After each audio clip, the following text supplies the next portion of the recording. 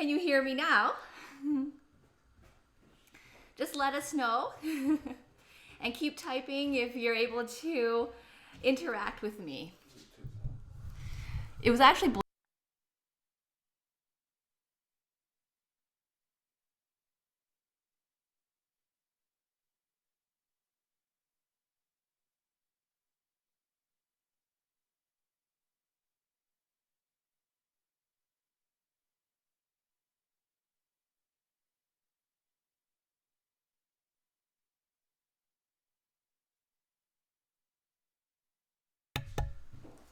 okay. I pushed another button, so let me know if it works right now. Currently, it's the last message said that it's not working, but I pushed the button again, so it might be working now. Okay. Let me know if it's working again. Okay, perfect. Thanks for the heads up. We are using a new microphone, and today is the first time using it, so we had a little bit of a glitch. Hi there, thanks for tuning in, Mappa George. We're just making our chicken soup. We also have on the stove a double boiler, which we hacked using a pan, a metal bowl, and a lid on top. And in there's a bar of cream cheese, a 1/4 cup of butter, and 100 milliliters of milk. We're gonna let those heat up on its own. The double boiler prevents it from burning. So that will do its thing while we carry on with the chicken soup. Great. So I've washed these carrots and some celery. And they're gonna go into our chicken soup stock. Please let everyone know where you're tuning in from, Mappa George. I happen to know Mappa George personally.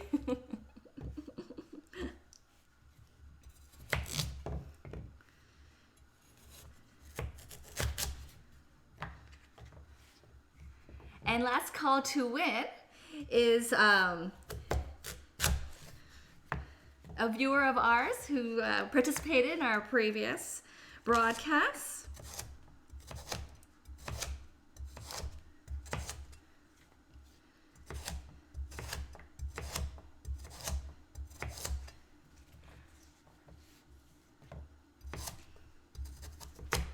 And I'm roughly chopping these carrots.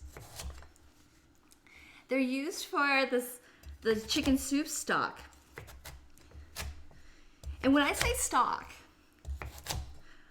what that means is at some point after the broth has been simmered and the flavors have infused, a lot of people would strain these out and throw them away. And it definitely looks nicer that way. And the soup looks more clear. It's more of a consomme that way. However, I don't mind overcooked carrots, and I'll probably leave them in the soup for drinking later. I don't mind that at all. But I'll let you know when that part comes. And some people would set aside some carrots to add to the stock or soup not too long before actually drinking it. And that way they have some vegetables that are not overcooked. I personally don't mind it, so I leave it in. I also like to have the fiber content, the nutrients too that way, so I keep it in. But I'll let you know when that point comes. And that's how you sort of tweak the recipe to make it your own. Great. So, what do you mean, last call to win, that you're the chosen one?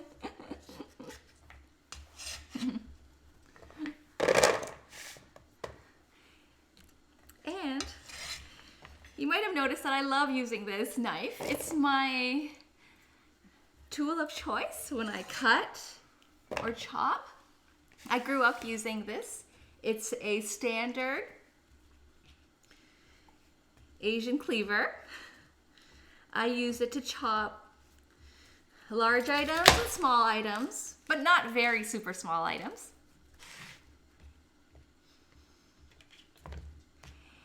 And I like it in that I like the weight of it. I also like that I can scoop things up with it. I can go like this. And if I have garlic, I can press it, crush the garlic with it. Or I can use the handle, but I like using the blade. It's really convenient. It is like a meat cleaver, but it is multifunctional. Meat cleavers tend to be curved and a little bit heavier and bigger. In an Asian kitchen, it's pretty much an all-purpose cleaver. It's not fancy. It's very standard, probably costing less than $20 US. And it lasts a lifetime. I've got a knife sharpening block for it, so I can always maintain it. If it chips, I could fix it up, but that hasn't happened to me yet. Great. So I'm roughly chopping the celery and cutting away the parts, the ends that look dirty. And you might have noticed I'm talking quickly. Hi, good morning, Ad Canada. Use a blunt side for tenderizing. Oh, interesting, because we're making schnitzel tonight, and I've got a mallet, but I'm going to take your tip, and I'm going to try tenderizing one of the schnitzels with the blunt side and the other one with the mallet. And I will provide feedback as I go along. So that's a very interesting use for this as well. And I'm really glad that you let me know about that, because I just wouldn't have thought about that. Yeah. It's actually my first time making schnitzel too. It looks really delicious from what I've tried. Actually, I had schnitzel at my parent-in-law's place. It was delicious, and I knew that I'd definitely try to make this after having it, so here I am.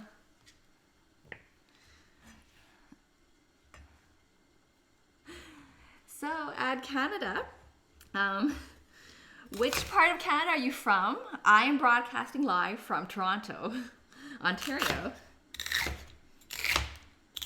And welcome to our channel. It's the first time I've seen you in our chat room. We're a safe and friendly chat room here.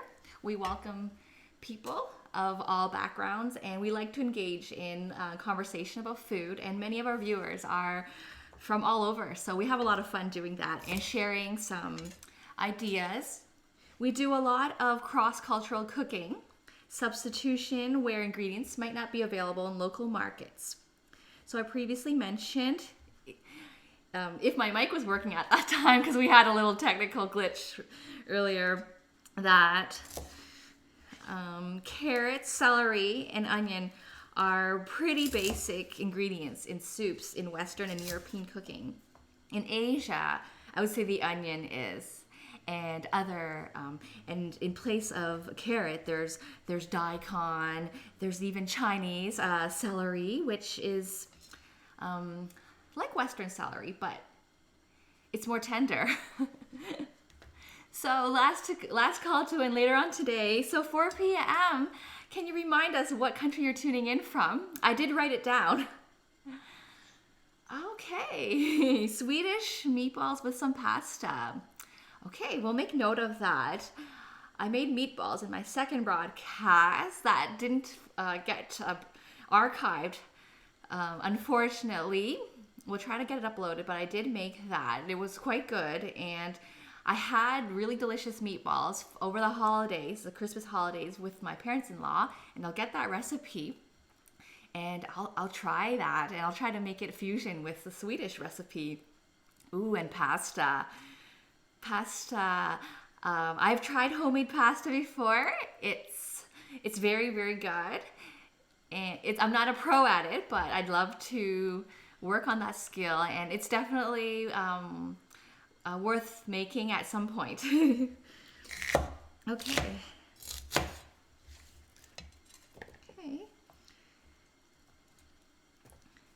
Right.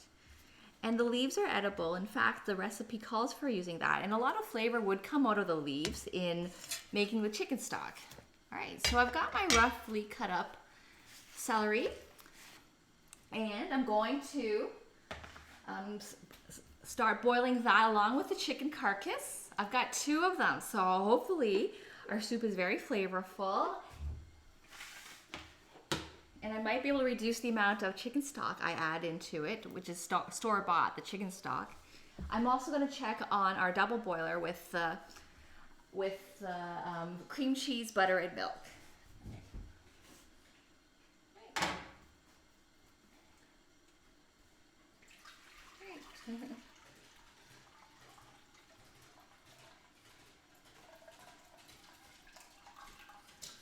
Okay.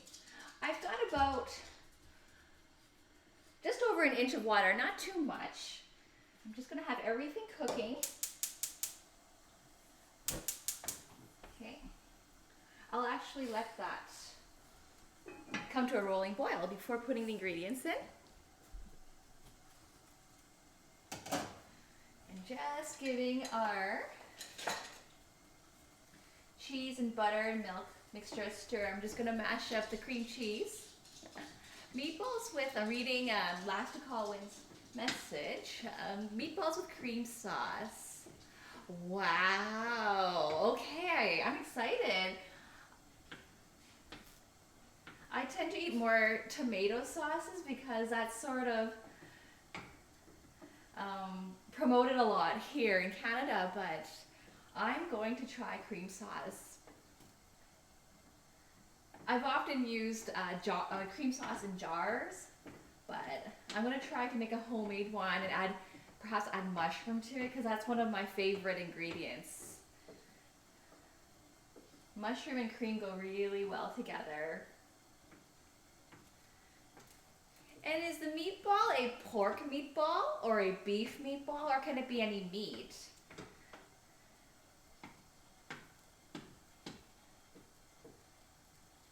Wow, our mixture is looking good. Some of our cheese is clumpy. Okay, I'm gonna let that continue double boiling on its own. Okay.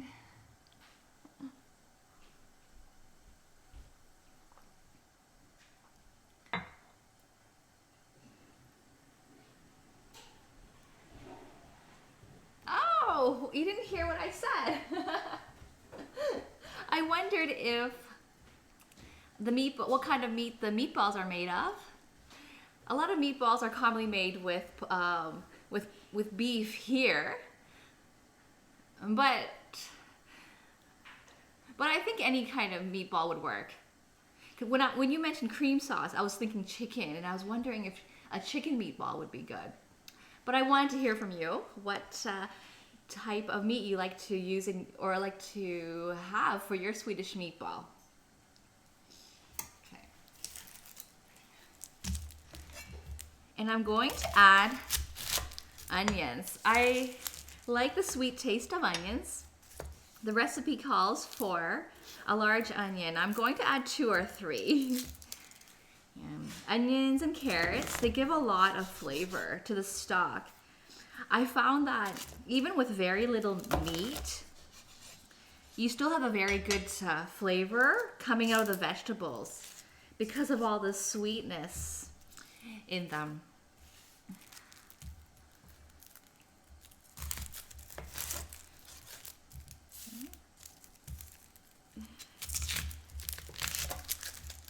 And today we're gonna have quite a lot going on in this kitchen. So back to last call to wins question about later today. You said it's 4 p.m. It's almost 10:30 a.m. in Eastern Standard Time. So we just woke up here, so a little bit later. So we'll try to have the cake and the schnitzel ready for you before you start your dinner. Some of these streams last a while, and so what I did before the show was quite a lot of prepping. I had already, except for this chopping here, which I didn't get to, but I had set out all the ingredients, measured a lot of ingredients out, unwrapped the cheese, about an hour's work of prepping, because I want to make sure I can talk to you too, so. And that you can see the food before you have to go if you can't tune in for the entire show. Okay, so I'm reading your message. Beef, onions, eggs. Okay. Oh, so that's a good idea. I like the technique of frying the onion because in the past I have tried mixing raw onion, diced up raw onion with meat and making a Persian kebab, which is made mainly of ground beef and onion and some Persian spices, and it's almost half onion. And because of the onion content and because onions are so wet, it's hard to bind it together, bind the meat patty or the meatball together. So I find that if you cook the onion in advance by so you said you fry it or saute it, the liquids will come out and it'll make it easier to form your meatball. And in my show last Sunday, I made Japanese dumplings called gyozas, and the filling involved ground pork and cabbage and Napa cabbage, and also onion. And the cabbage and the onion contain a lot of water in them. And if you let the cut up ingredients sit, the water eventually comes out.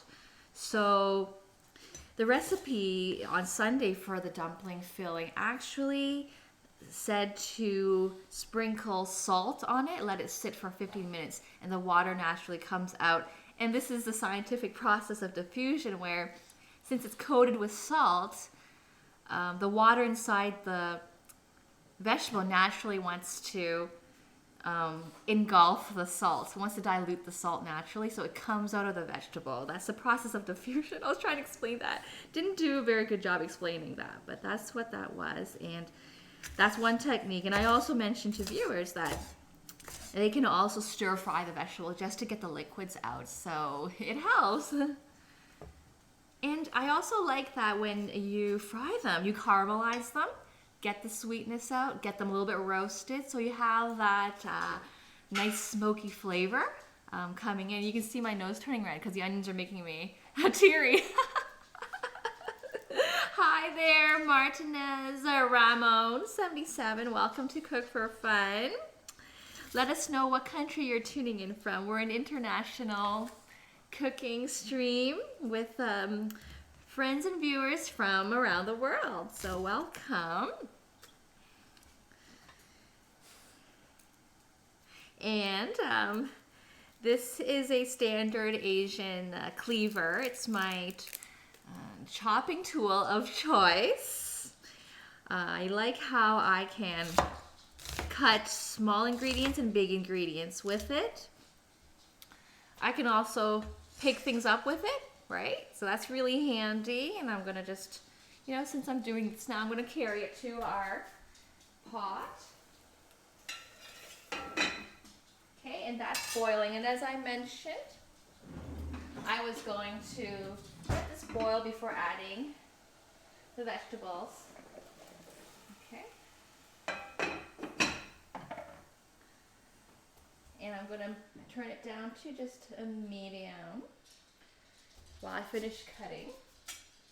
We've got carrots, onions, and celery, a couple of bay leaves. Bay leaves are not in the recipe, but they're often used in soups, and I've seen them in other recipes, so I just stuck a couple of bay leaves in there. Right.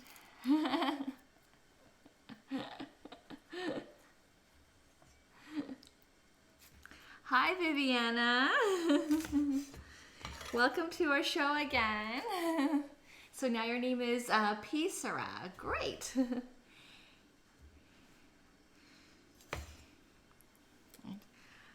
And after last Sunday's show, I actually went through the chat to write down the usernames and what countries they're tuning in from. I didn't print it out, so I might not remember where all you were from. But this is definitely a international chat room.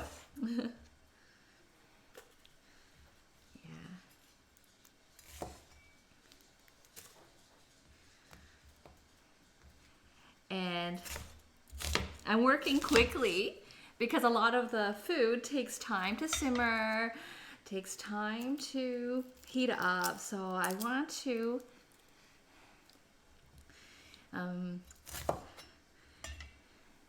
get the food cooking so that you can see it. Some of you often have to leave the stream before the food is cooked, and that's so sad. So trying to manage. Thank you so much for the compliment, Viviana. And thanks for making it on today's show. I had to switch my time around because of an important appointment I had tomorrow. But over the holidays, even though my show is regularly on Sundays, I do often stream more shows than my regular show. When I have something fun on the menu, then I try to make it work out so that I could stream it and share it.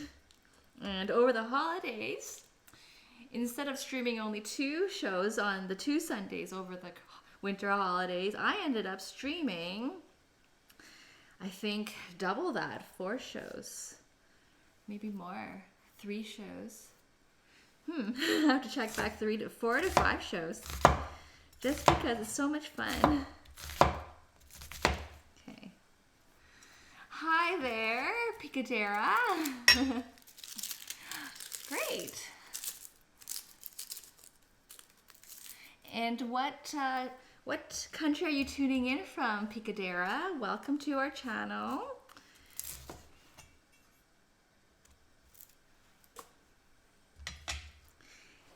And we're just finishing up the rough chopping of the ingredients to go in our chicken soup stock.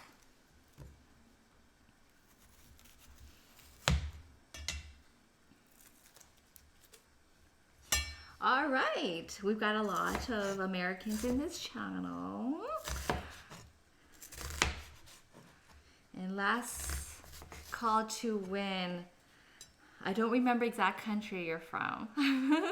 I did write it down though.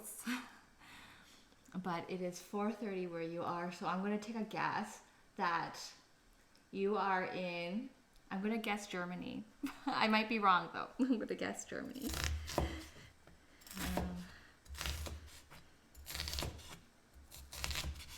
Okay. Thanks for the reminder, Viviana. So it's pretty much the opposite time zone.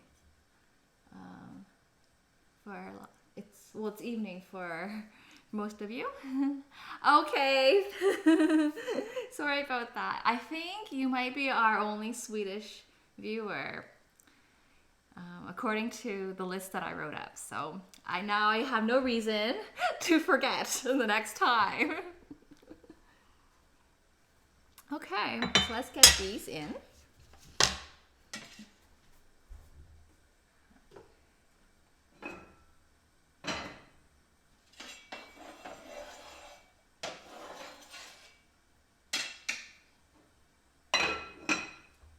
And I'm going to check on our cream cheese butter milk mixture.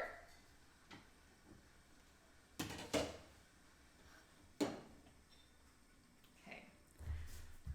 So that looks good.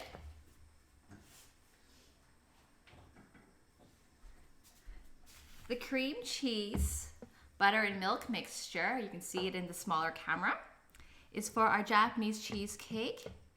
And I had it cooking over the double boiler just to prevent the cheese from burning and the milk from burning. Oh, okay. Oh, okay. I used this is responding to Last Call to Win's comment. I used a program called Nightbot to go through the archive chat, but it doesn't save all the chat. It saves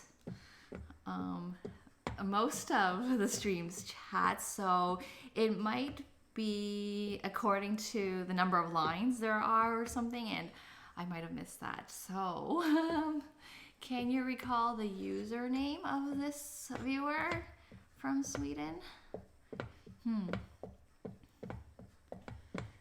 I wonder if I can check. I saved it. I saved this list in soft copy. I feel bad.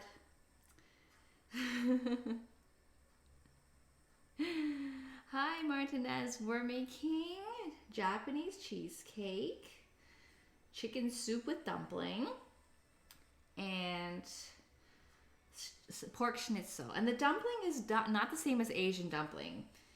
It's a flour soup dumpling that is not filled. It's different. Okay.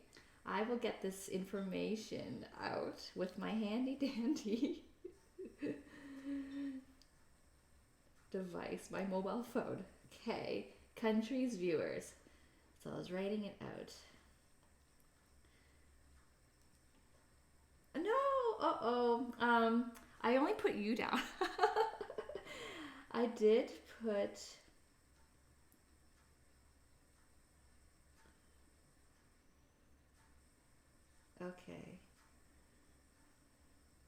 Okay, so I didn't write it down. Okay.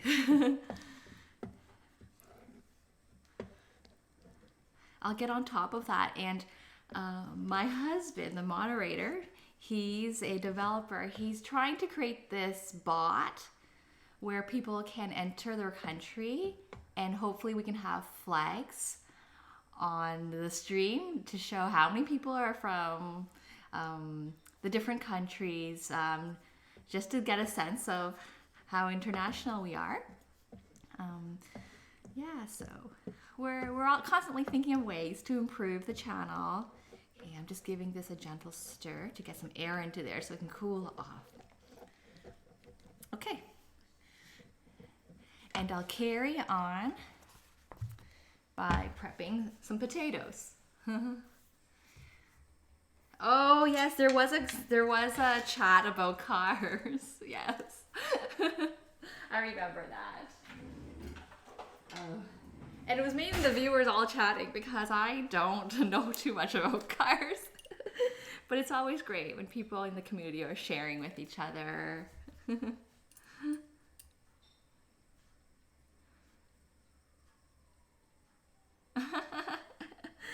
Well, thank you for that comment. Internationalism excites me. There's just so much to learn. You can never visit every country in the world and actually get to know it. We have such a short time on this earth to explore, and it's just incredible. Every place is unique. The traditions, the food, and food is such an important aspect of any culture. Oh, it does? I'm sorry. So we always practice safety when we're using any tool with a blade.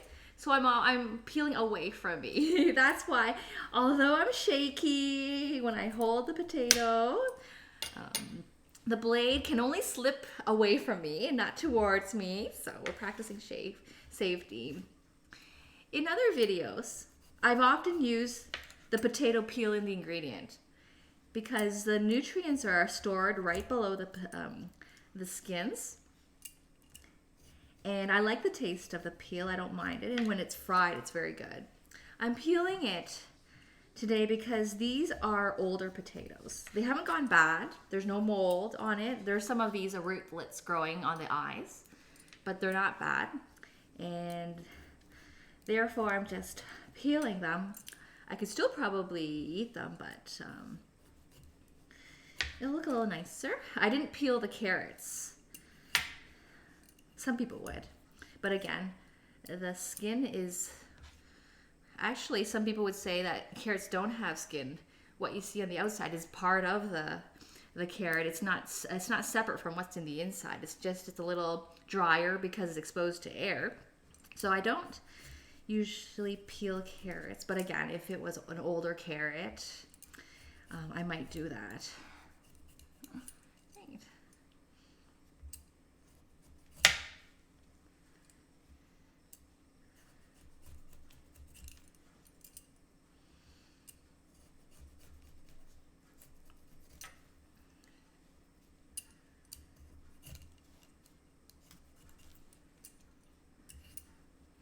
So we're making a nice stock for the chicken soup. We're using two chicken carcasses, and quite a bit of vegetables, carrots, onions, celery, potatoes, and a couple of bay leaves.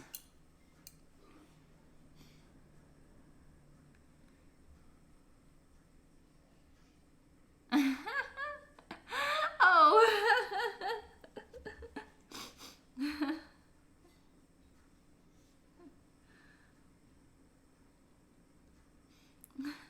Interesting.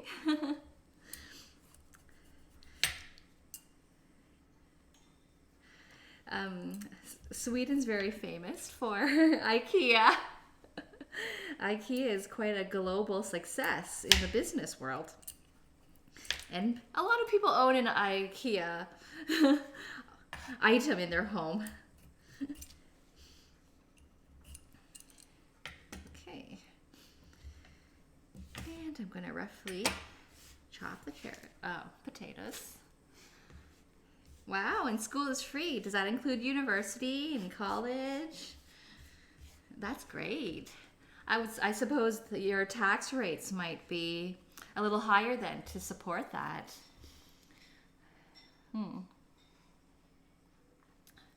Either your income taxes or taxes on certain commodities like owning a car or real estate. Well, that's great. Okay, so the IKEA so you're saying that in Sweden it's different. Well, I'd like to check it out. And I'm sure the cafeteria in IKEA in Sweden is probably not considered an exciting place to go to compared to outside of Sweden. People who visit IKEA, they make it a family outing to go to the cafeteria in the IKEA in Canada. Okay, there are some similarities with the tax system in Canada too. Our education is not free, but it's not as high as in a lot of countries. So university, we still have to pay for that. There are government programs to lend money to students at interest-free or a lower interest rate. And our healthcare is free as well. But there are limits. Yeah, okay.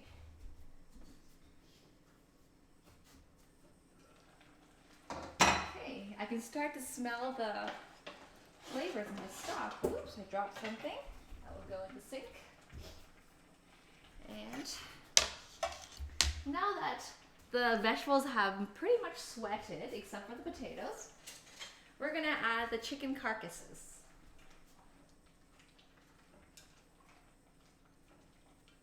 Okay. I do appreciate you tuning in because I did change my schedule and not sure if that would affect the show and the participation. Oh. Well, rest in peace, potato. How about these animals? But I have to admit, I'm not a vegetarian and I enjoy it. I won't throw it out. I'll actually wash it. Our floors are clean, but just in case there's some dust and the dog walked by earlier, I'm gonna give it a wash. Great. Okay, so I'm gonna put these carcasses in. I've got 2 chicken carcasses. They're leftovers from whole roasted chickens that we made. One that we made this week and one last month that was frozen. So those are going in. Okay.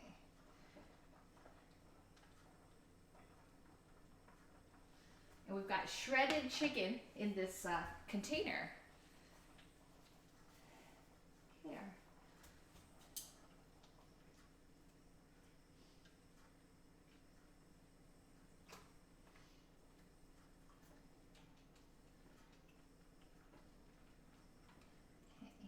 And I almost missed a really important step. Salt and pepper. Okay.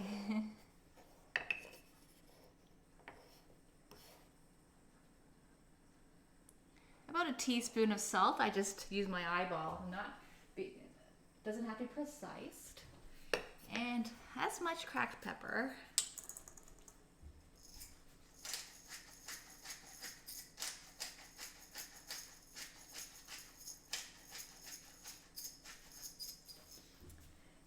I'm very impressed that a lot of viewers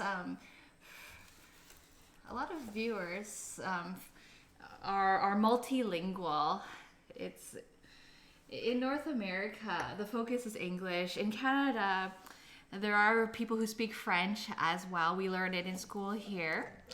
But I'm so impressed that a lot of viewers are multilingual.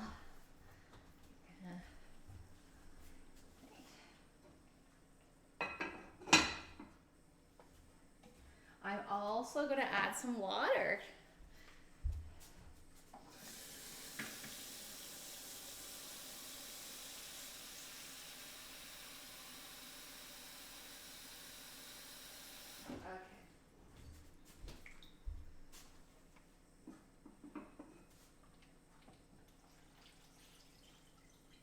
Okay.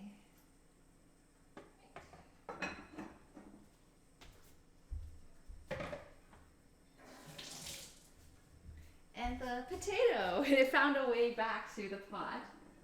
Okay. Great. Right. So we're going to, while the chicken stock is simmering, we're going to return to the cake. So we have our cream cheese, butter, and milk mixture, and that's got to cool down. Okay. While that's cooling, I'm going to combine the other ingredients separately and separate the eggs from the egg whites. Okay. Great. Wow. Wow, there's a lot of language options in the Swedish education curriculum. That's great. Even Spanish too. And wow.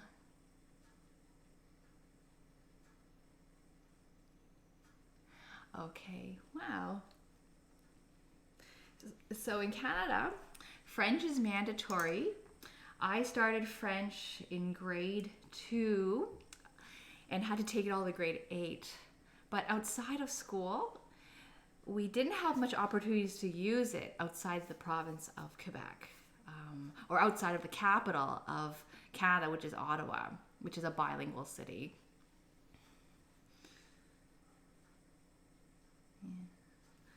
Okay, so I'm going to carry on with the other ingredients. I have my cake flour and my cornstarch, about 60 grams of cake flour and 20 grams of cornstarch. I measured it out before the show as I didn't want to make a mess. But if you don't have a scale, you can often look up online what the conversion is. You can often type in what is 60 grams of flour in cups or in tablespoons or whatever metric that's convenient for you. To me, when I eyeball it, it looks like it's approximately, so this is half a cup. This looks like it's approximately just under a cup. It might be one, yeah, but you can get the precise measurement online. I think it's funny that, it's funny that the ingredients are have to be weighed instead of measured. Okay, I'm going to work on separating the eggs. We use 6 eggs for this recipe. So it's one of these recipes that you have to prepare for. You can't wing it if you don't happen to have a full carton of eggs. I usually stock up and have between 2 dozen to 3 dozen eggs in the fridge because we're always eating eggs here. Okay.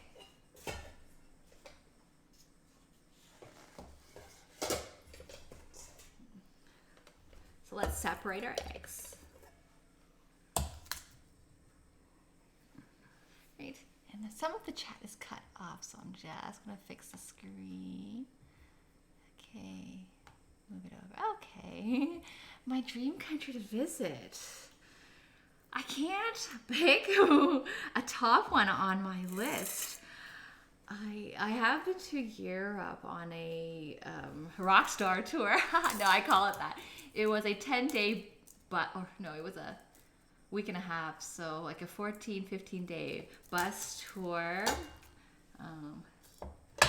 And I call it a rock star tour because that's what rock stars do. They go to one country and then they have to get back on the bus and go to the next country. But I was talking to a girl yesterday and she's from South Africa, and I've read about South Africa, so I'm interested in South Africa. I heard it's beautiful. I heard Cape Town's beautiful.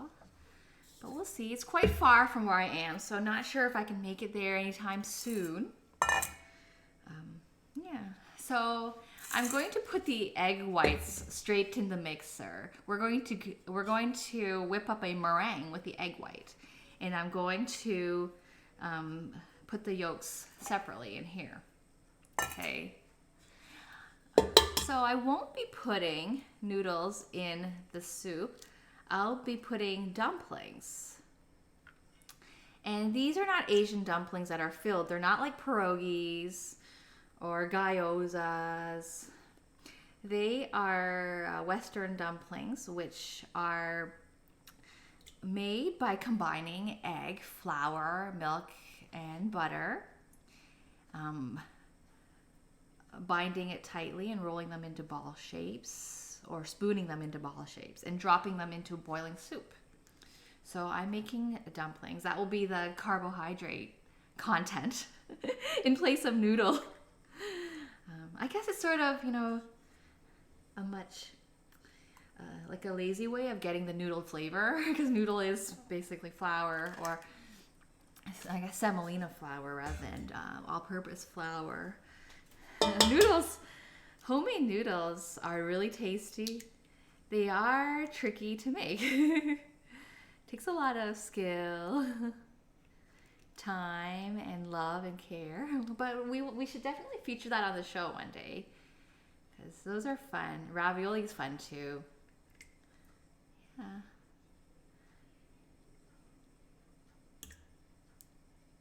So the way that I'm separating these eggs are simply by cracking them, letting the white spill out into the mixing bowl, and I'm just leaving the yellow in and just dumping the yellow into this separate small bowl I have just for the yolks.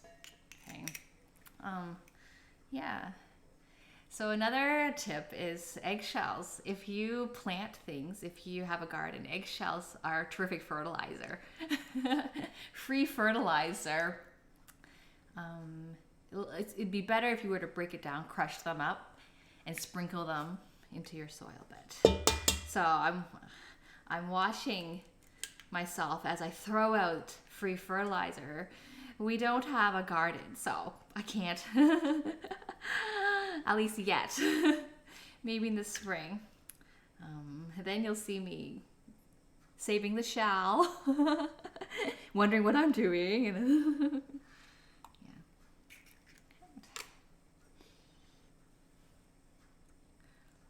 Yeah. Do I ski much in Canada? I personally don't. But it is a popular pastime. In Canada, we do have a very long winter. Lots of snow here in the winter. It's very cold. It's not too cold today, but a few days ago it was -7 degrees. That's Celsius, so -7. It's quite cold. We get a lot of snow. The reason I don't ski much is that I had an accident when I was 12. I skied right through a wooden fence and I broke the fence. The fence had, I think, a single plank across, so it wasn't like I broke an entire wall. And I went right through it and it broke. And the moments before I was crashing and realized that I couldn't stop or control my speed, I had all these thoughts running through my head about how I would break every bone, I would not be able to walk again. I was going so fast and I was helpless. So that sort of deterred me. But a couple years ago, I went cross-country skiing. No hills, just cross country and enjoying the beautiful view and landscape.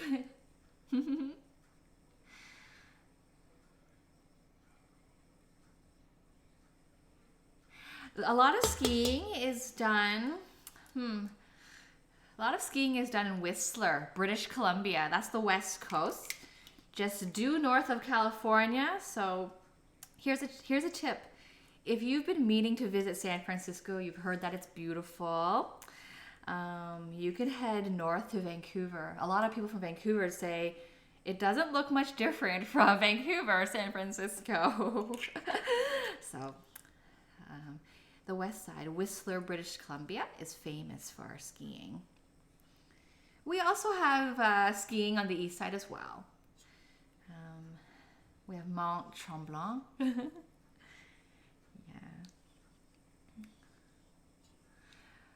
Oh, wow. So in Canada, it does get hot in the summer. We do reach 30 degrees or 32 degrees Celsius in the summer.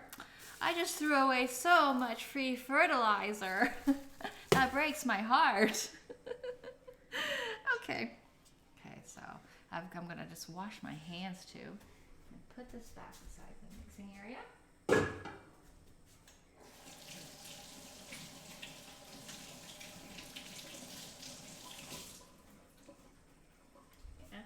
By the way, do I sound like I'm shouting when I talk? I wonder because the camera isn't very close. Like, this is my hand, so it's about 2 arm lengths, so I feel like I have to talk louder. But we also have a mic, which I'm not used to, so I wonder if I sound like I'm shouting, because that's that's not cool if I'm shouting. Okay. Wow, minus 24 degrees Celsius. Oh, you got hit by a stone. Oh dear. I hope someone didn't throw that. Wow, but that's scary when you're skiing, so you're going down the hill so quickly and something just happens and or you're out of control. Oh, okay. Wow. Sweden's a very big country.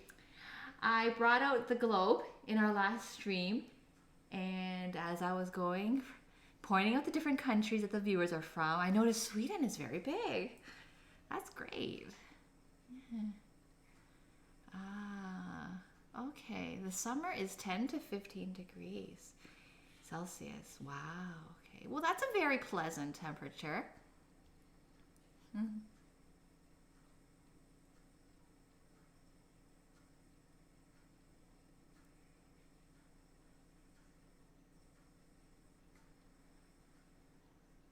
In England, I hear that, well, the expression London fog is very famous in England. Oh. Wow. Was that mountain, was that ski route considered an advanced ski route? Well, I'm not sure I've encountered rocks or stones in skiing before.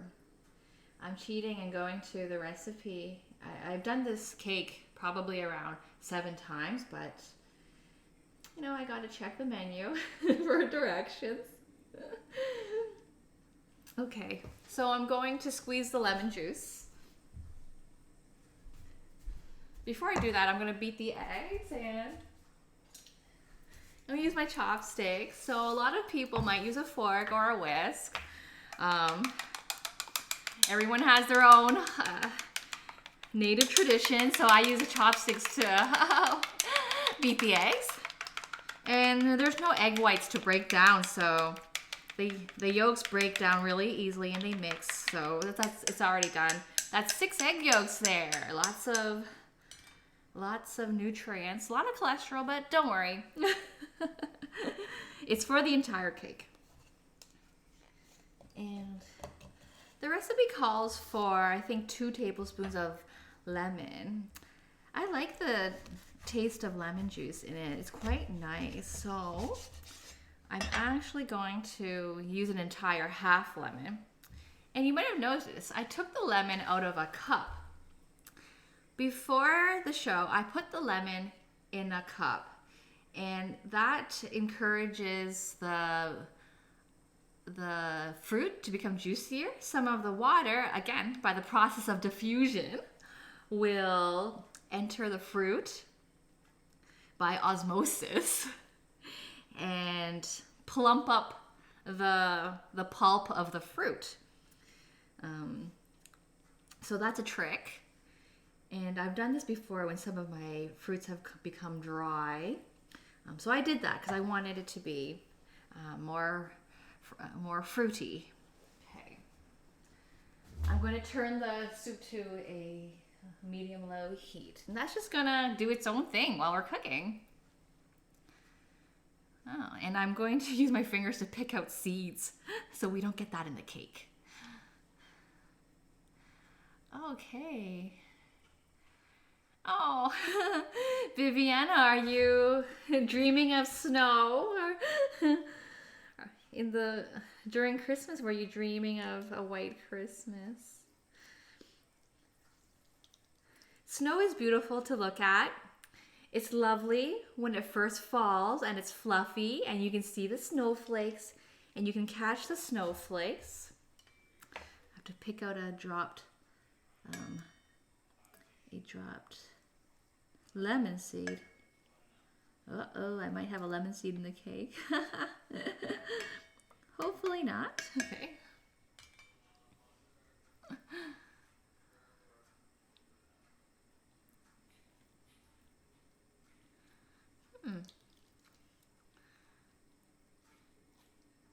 Wow. I'm just catching up on the chats. Okay, so on the mountain, the snow started to melt. Okay. It sounds like you like skiing. You had to go for your last ski before the summer came around. And is it very convenient to travel to the mountain, assuming that your city is in the lowland? Uh, do you have to drive far to go from your home to the ski hill? Is it expensive to ski? In Canada, it's pretty expensive to ski. I would say it's approximately 60 American dollars to go skiing, and you have to rent. If you don't have your own equipment, you have to rent all of that. You have to pay separately for the parking spot. You usually have to drive an hour and a half. So, and if you have to call your friends to come, everyone has to have their schedule and be set aside time. Wow, North Sweden, minus 58 degrees Celsius. Wow, very cold.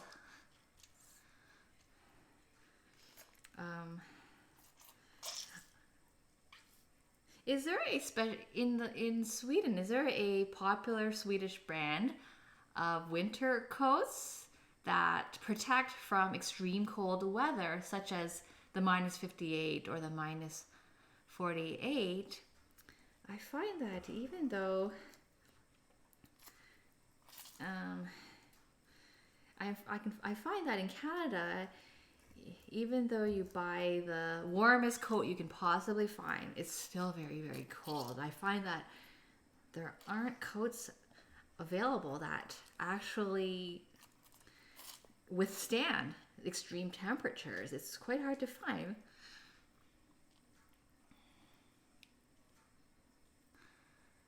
Ah, wow. So you're an avid skier. Okay, I'll remember that. So one day maybe you'll come visit Canada and go skiing here. Oh, okay. Wow, you're only 5 minutes or 15-minute walk from the ski hill. No wonder. It's so accessible to you. So if you have a pass for the ski resort, you can go every day. Wow. Oh, $88 per year. Okay. So that's pretty much per day in Canada for skiing. I guess inclusive of the rentals and the pass and everything. Wow, okay. It seems like things are more affordable in Sweden. I should go there one day.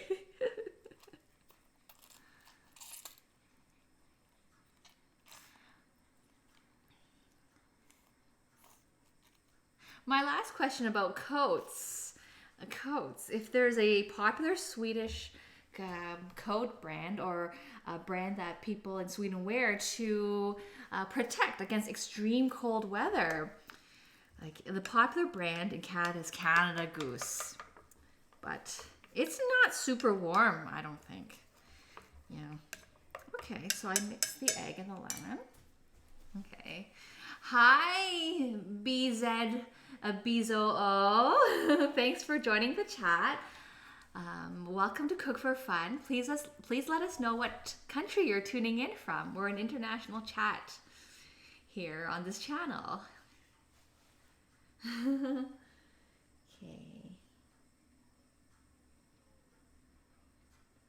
Okay, I'm supposed to mix the eggs with the corn flour.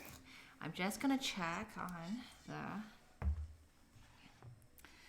the cheese mixture. It has to be cooled down or it's going to cook the egg and we don't want that. Okay.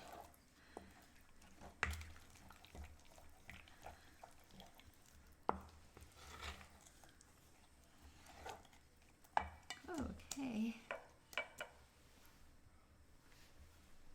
I'm going to try to induce the cooling by adding the corn flour and the cake flour directly into the cheese to cool it off. I'm supposed to put the egg together with the corn flour first, but I'm going to do it in a different order. If I put the egg and the corn flour together and then put it in the cheese mixture, it might cook the egg. It's not completely cooled down yet, so I'm going to go out of order. Yeah. And I see lumps, so I'm going to use a sifter. Okay, I'm going to use a sifter. You don't have to use a sifter, but I had, and the recipe doesn't say that, but I noticed some lumps. The lumps might have came from the corn flour, and corn flour is just cornstarch. So I'm just going to do this, and I can chat with you, so that's convenient.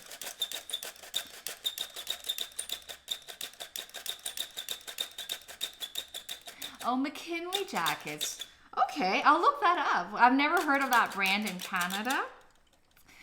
Sometimes we don't import everything here in Canada, but I'll look it up.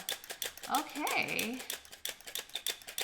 Carhartt. Okay, wow, I've never heard of that brand either. Oh, wow, okay. So Canada Goose is popular here in Canada, and there's another brand. It's not very popular, but it's actually warmer than Canada Goose. It's for -40 weather. It's called Outdoor Survival Canada, and I know they export to Russia. I know about this company because my father's client owns it, so that's why I know about it.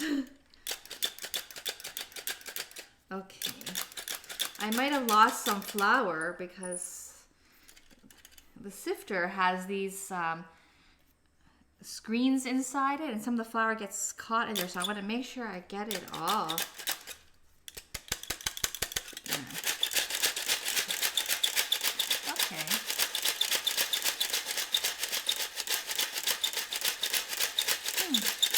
And if you don't have a sifter and you have lumps in your flour, you could use a strainer and just shake it, and the flour will come out with less lumps. It'll be more fine that way.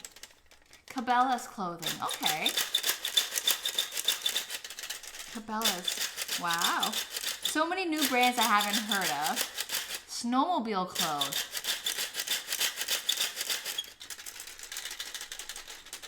In northern Canada, where the indigenous people settle, the native Indians, the Inuit, they wear a lot of furs.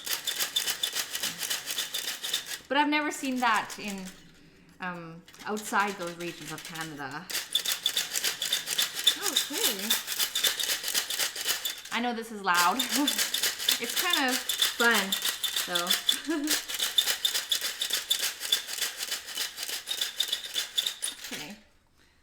So I'm gonna give this, oops, ooh, okay.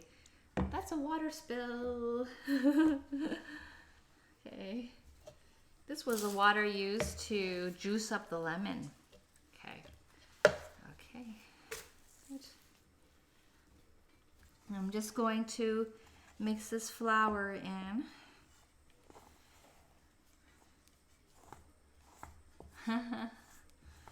Snowmobile. In Canada, we have these snowmobile vehicles called ski-doos. Have you heard of ski-doos?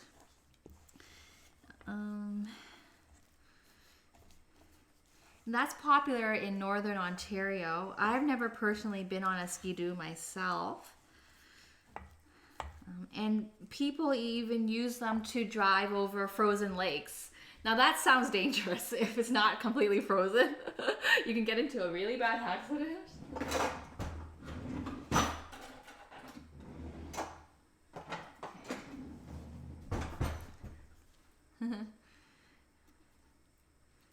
Is ski-doo different from snowmobile? I've never been on either a snowmobile or ski-doo.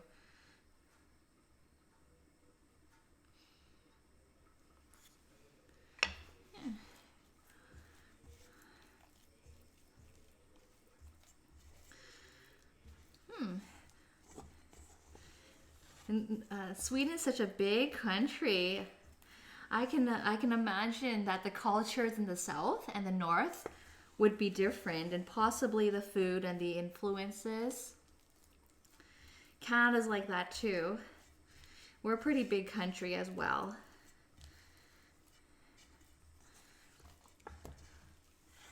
Okay, Ski-Doo is a brand of snowmobile. Got it. Okay. I had no idea. People always assume that it's funny. Some people outside Canada think that Canadians all live in igloos, but that's not true. We're such a big country. Yeah, that we do different things depending on which part of the country we're from or are living in. Okay. So I'm just mixing the corn flour with the cream cheese and the butter and the milk. I'm also trying to get it to cool off faster. Okay, that's pretty cool. So it's safe to add in the egg without fear that it's going to cook the egg. Yeah, so we're just gonna fold in all this egg with the lemon juice. And there's juice from half a large lemon, so it's gonna be nice and lemony.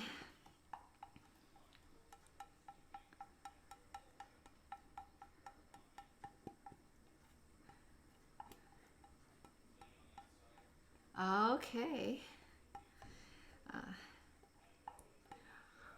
Are the languages or the dialects between us, North and South Sweden, different? I know that when you're near different borders, there might be influences in the dialect or the accent. That's quite common in many countries. Yeah.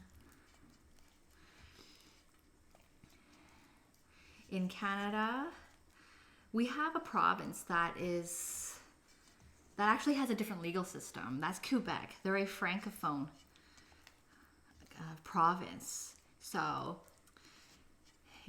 the people there generally speak French very well, and English is a second language.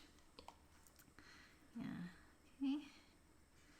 And in the eastern provinces in Newfoundland, they have an accent, a distinct accent that what I read is based on the Scottish, what they call the Scottish lilt or Scottish raising, because there were people from Scotland that settled that area, and so there's language or dialect influences in that region. Newfoundland.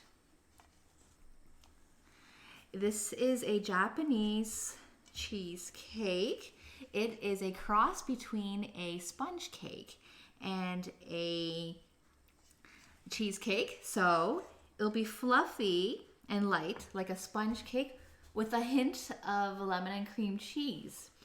It's very popular in Asia, and it's also very popular in Toronto. There is a popular chain bakery called Uncle Tetsu, which is from Taiwan. They've opened a shop in, I think maybe even two by now, in Toronto, and the lineups are always 2 hours. And there's a limit. Each customer can only buy 2 cakes. It's nuts. I think that's a long time to wait for a cake.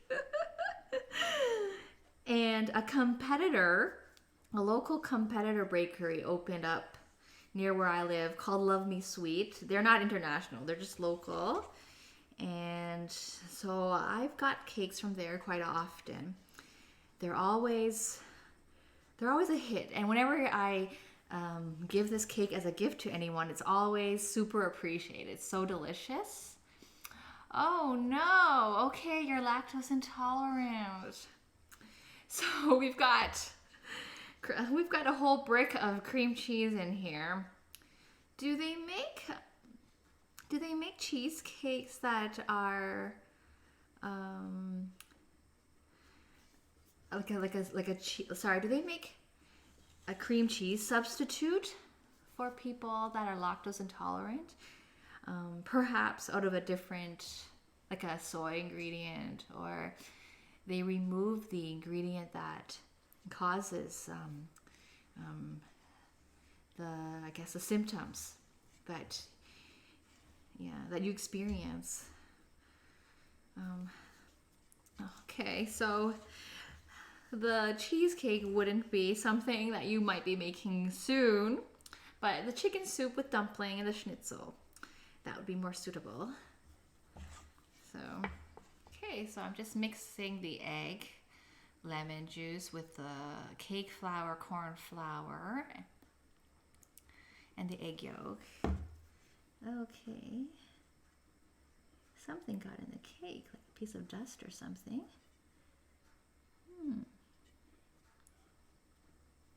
Okay. Okay. Right. Got a peek at the recipe. Okay. And it's going to be loud. I'm going to be making the meringue. So we've got our 6 egg whites in the mixing bowl. And I'm going to beat those on a really high speed. I'm going to gradually go from low to high. And the egg whites are going to turn into these, I'm going to turn into a nice meringue. Okay. I'm going to put a quarter teaspoon of cream of tartar. I'm just going to add it to the sugar. This helps to stiffen the meringue peaks, because meringue or whipped cream, after it mixes and becomes a nice foamy cream, after time it starts to deflate. So the cream of tartar helps to keep it from doing that. That doesn't usually happen because I'm going to use it right away, but it's good to use a stiffener, cream of tartar. If you don't have that, salt is a good substitute. Okay. Hi there, Zapcap. Please let us know what country you're tuning in from, and welcome to Cook for Fun. Bagels. Okay, great. Okay, so I'm going to get the egg whites whipping. It'll be loud. I'll come back.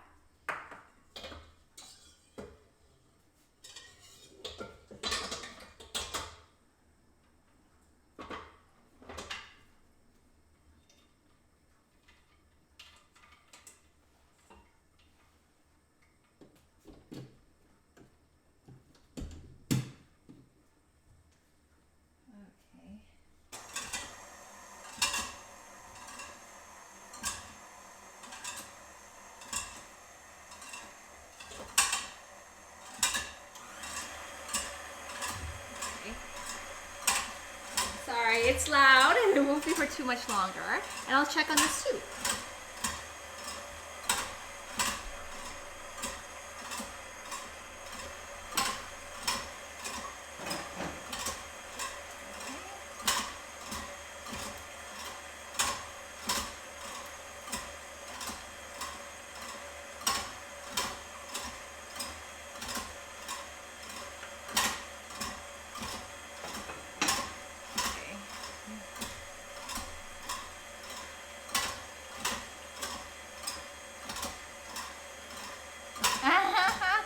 Why don't you try having why don't you try streaming? It's a lot of fun. Yeah, it really is. I've been doing this for 1 month. December 11th was my first stream, and having so much fun doing this.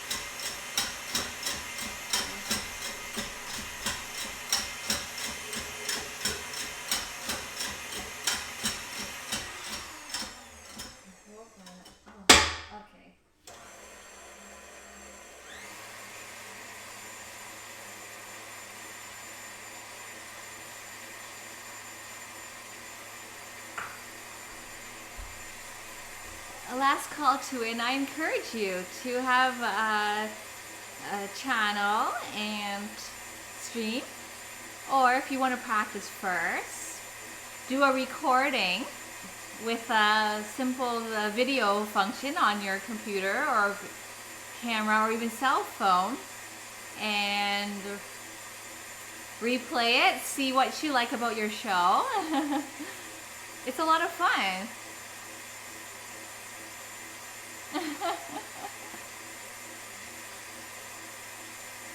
I'm actually not a professional chef. I'm a home cook. I enjoy cooking. I get inspiration from watching other people cook and from my parents and my parents-in-law. I've discovered that if there's something you like in a restaurant, you're likely able to make it yourself, and that inspired me to just go ahead and try. A lot of the things I stream are experimental. I am making the Schnitzel for the very first time. So if you've made this before, please be gentle with me.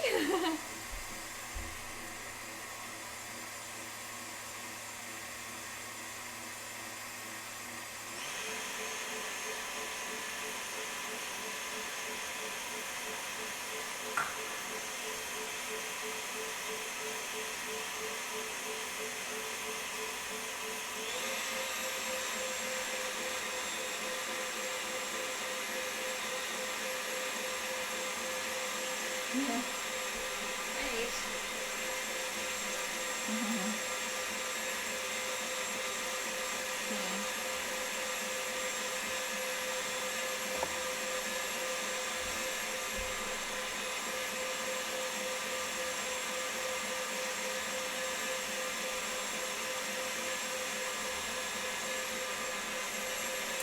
Well, thank you. You just see a small portion of it. I try to keep it clean, but obviously I made a mess already.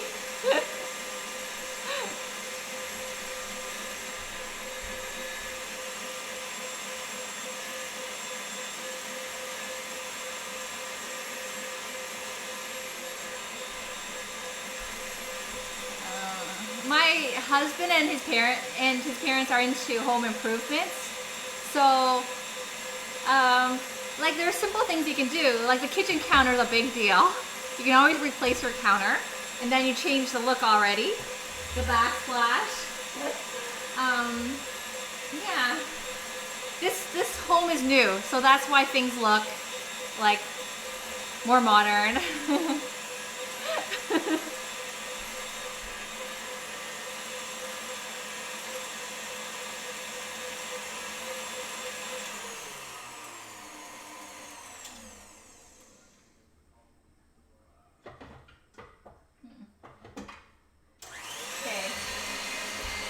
We're almost done with the mixing.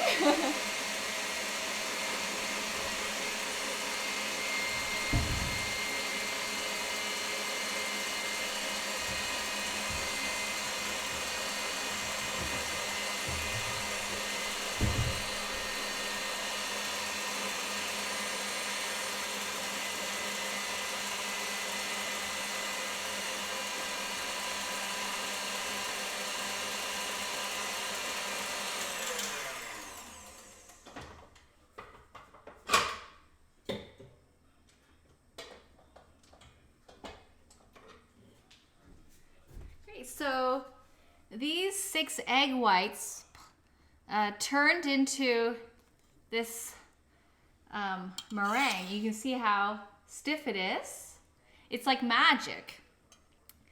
And the sugar, I used about close to half a cup. The recipe actually calls for more than that, but I've experimented with a recipe that I found that for my taste, just slightly half a cup is a good amount of sweetness. The original recipe is quite sweet, and everyone that I've served it to said it's really sweet. So the half cup is quite a good amount, and it has 1/4 teaspoon of cream of tartar, or you can replace with salt if you don't have cream of tartar, and that helps to prevent it from deflating. And Another thing is you do need a high-speed electric mixer to make the meringue. If you don't have a KitchenAid, like a mixer like mine, you can use a handheld one. I'll show you that to you.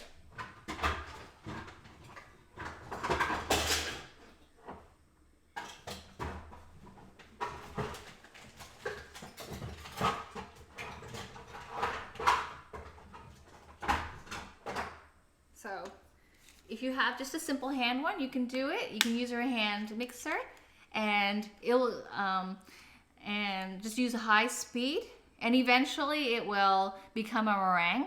That actually took quite a while. It does require a lot of mixing and a high speed to get the eggs whipped up into a meringue. But I don't think you can do it by purely without any electric tool for this step. I like to share alternatives just to make sure the audience is included. Okay. Wow. Your dream kitchen costs a lot. You can replace things little by little. Sometimes you can do it yourself, or if you go to IKEA, they have decent things, and you can pick certain things you like and go to other suppliers for other things you like. Okay, thanks for the comment. Okay.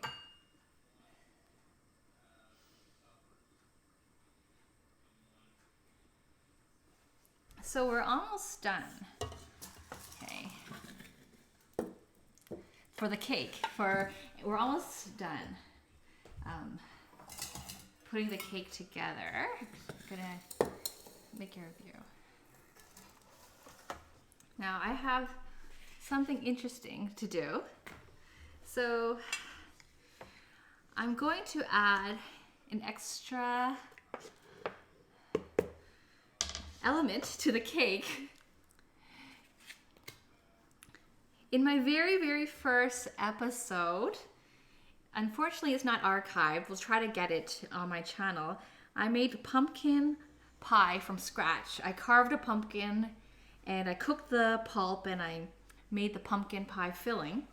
And I had so much leftover filling, and I found online that you can use leftover filling and just bake it and it becomes a crustless pie on its own. We never got around to eating those. I'm going to cut up some and I'm going to put it at the bottom of the cake so it looks like a cheesecake crust, because Japanese cheesecake doesn't have a crust. It's just the entire cake is a spongy cake with a hint of cheese and lemon flavor to it. So I'm going to experiment, and I'm going to add some of this leftover pumpkin pie filling. I'm going to cut them into bits and line the bottom of my cake pan with that. To get that look of a Western cheesecake where you have the graham crust at the bottom and the cake on the top. So that's pumpkin pie filling tastes good, so I'm not afraid of mixing it, and it'll be very little, so that's an experiment I'm incorporating into this recipe. Oh, well, I think it's stressful if you have to feel like you have to throw out your old kitchen. Yeah. It's a lot easier if you replace things little by little, and then you can manage the budget easier too that way. That's how my parents-in-law have always done it. Just do a little bit of change at a time. Yeah. Okay. This is our pie filling going at the bottom of the cake, just to give it this look that there's a crust there.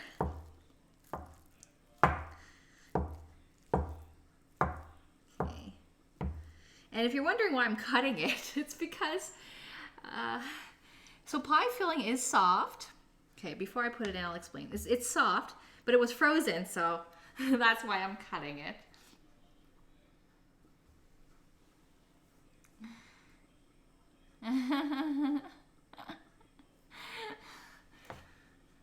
Noodles are tasty. Yeah. Okay. My setup. This is my setup. I have a bain marie. That's a French word. Bain means bath, and Marie, I think it's called Bath of Maria. That's the English translation. So I have a spring-form pan. I've lined it with parchment paper, but you don't have to. And it's already leaking. I have to be careful about that. Wow. I don't know why it's leaking. I lined it. Parchment paper. But you don't have to. You can grease the bottom of it. And I actually use double foil to prevent water from coming in, but somehow water came in. Oh well, it happens. And I'm going to put it in a water bath. And I'm supposed to have water going up to half the level of the pan, so water should go up to about this halfway point. Okay. Okay. I'll add more water later, and now I'll start putting the cake together. Okay, so you're gonna leave us. Okay, well thanks for joining. Before I go, I'm just going to answer that. Oh, wow. Okay. So you'll have to make some major changes. Maybe you'll end up moving to a new home and someone else will work with that kitchen. But you can always make your space the way you want it. It just takes a bit of time and managing the process and the budgeting. But I think you can do it. You don't have to feel like this is what you'll have forever. So take the steps you need to eventually get to your dream kitchen. Yeah, and every time you make a change, you feel so good. Like when you change the stove, you're gonna like it right away. And so have these milestones. And I do hope you get your dream kitchen soon, or at least start having some of the new features you like in it. Great. So do say bye when you go. So I've got my meringue and that egg, cream cheese, flour, butter, milk mixture, and lemon juice mixture. And I don't like to waste, so I'm taking all the meringue out of the whisk.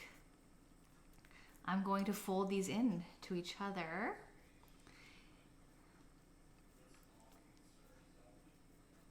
And in my very second broadcast when I made this, again, it didn't get archived because we were still new at Twitch. But I'll try to get that uploaded on the channel or on YouTube. We have a YouTube channel. It's also called Cook for Fun TV. And we have a Twitter page as well, Cook for Fun TV. I was making this cake. This cake is actually featured as the banner on the Twitch channel. And it's such a hit. My mom actually asked me to make one of these cakes for her once per month. It's her wish. It's her Christmas present. One Japanese cheesecake per month. She really likes it. And she's coming over tomorrow, so we're giving her this cake.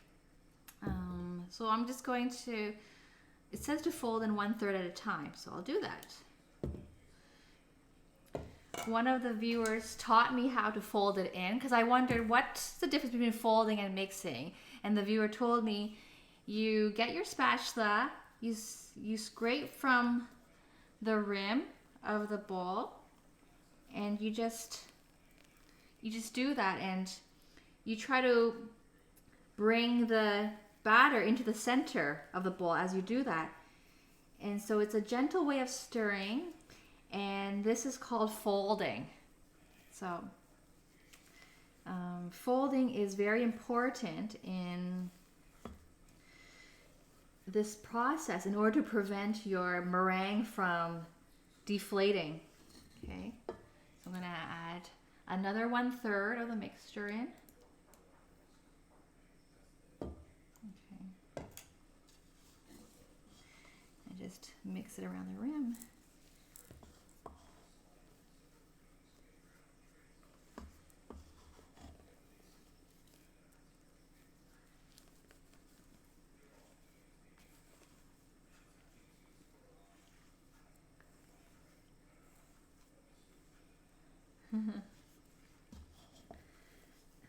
Regarding noodles, my husband and I, we ate noodles yesterday. We ate instant noodles. We ate instant ramen noodles.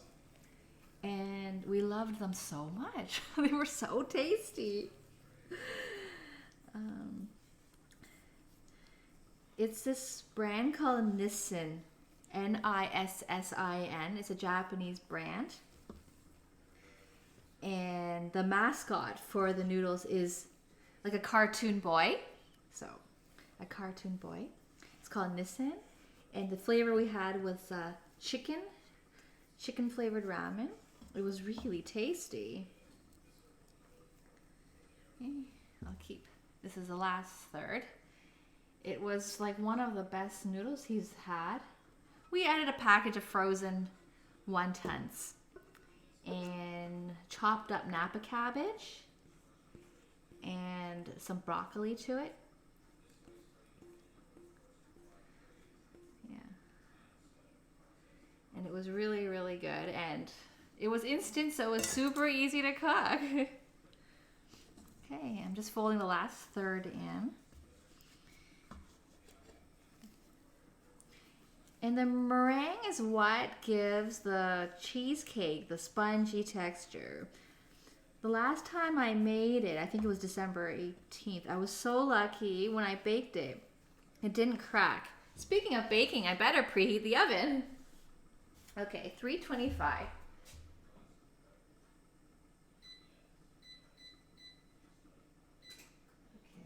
Okay, great.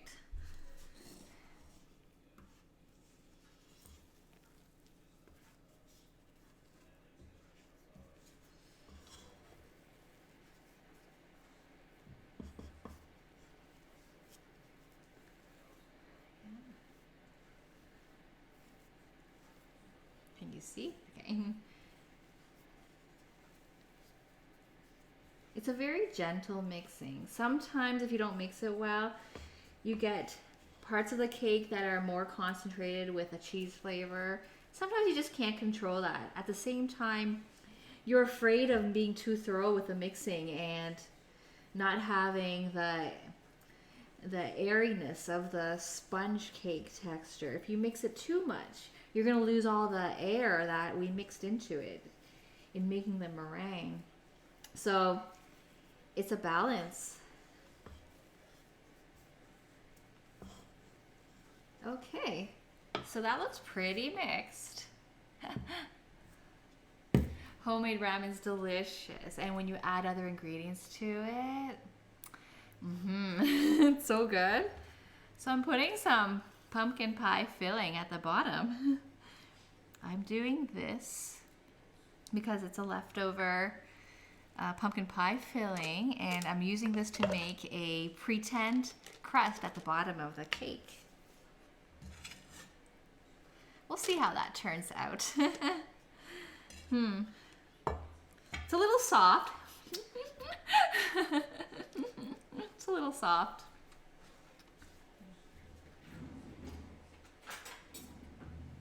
All right.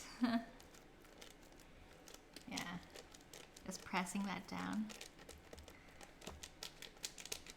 I actually have more of it. I can add that too. But,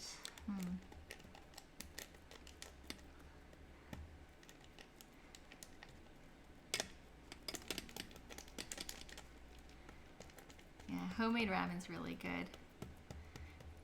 Pork, beef broth, corn, celery salt. Beef is good too. There's a lot of flavors. There's even spicy ones, seafood ones. Okay. I actually have more of this leftover pumpkin pie filling. I'm going to add more of that. It'll just add a nice taste to it. Cheesecake on the top and some pumpkin pie filling on the bottom. A little bit reversed. Usually your filling is on top and not the bottom. But I liked the color of it. It resembles graham crust. So I just thought maybe we'll try to replicate that with this cake. Okay.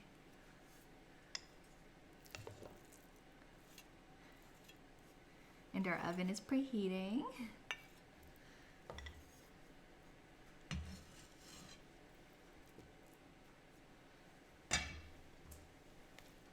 To be honest though, the pie filling isn't very pretty. I guess it looks pretty when it's in the pie with the nice golden crust. It's not so pretty without all that. So the cheesecake on top is going to help improve the look of it.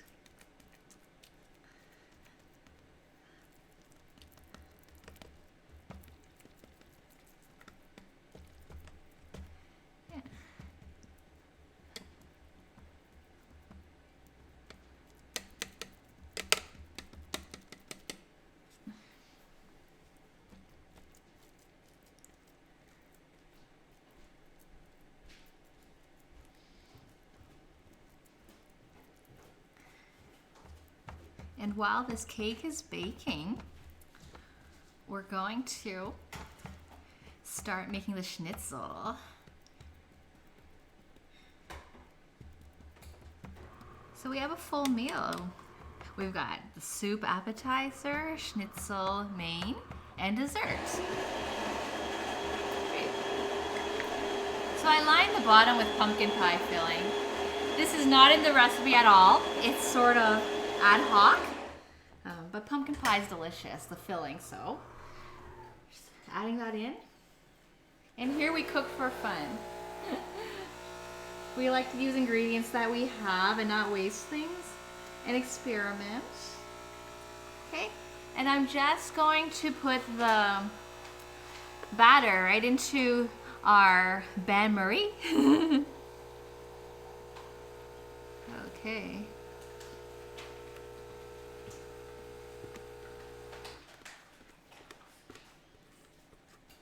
I'll go faster. Then I'll make a nice swirl on top with the spatula to make it look prettier.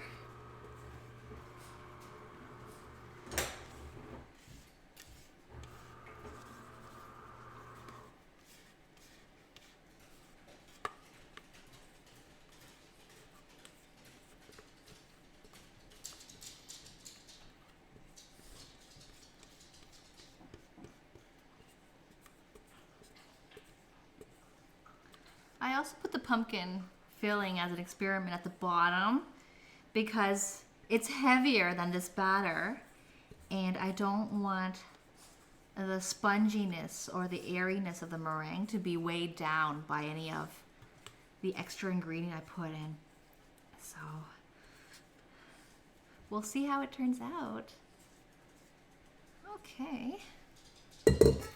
And I never waste, so I'm scooping the batter right in.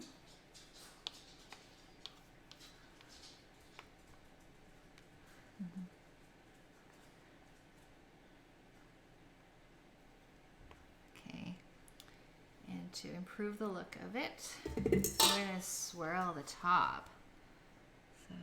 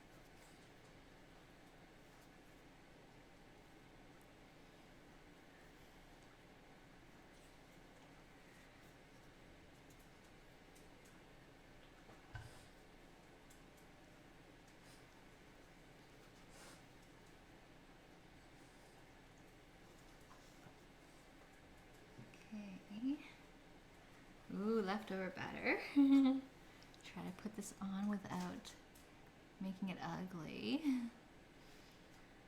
Tip. All right, just in time. That beep means that the oven's preheated. Okay.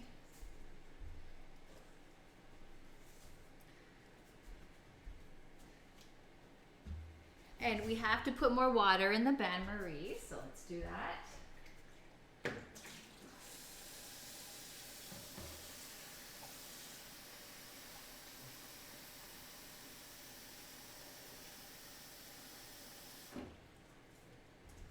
Okay.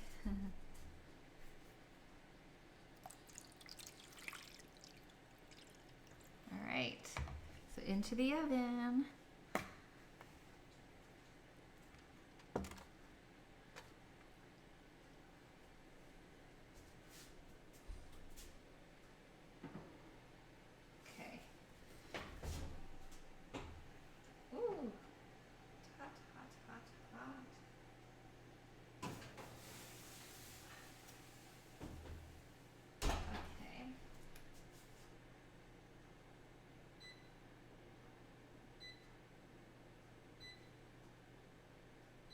And I have the timer on for 65 minutes. Now we get to check on the soup and start on the schnitzel.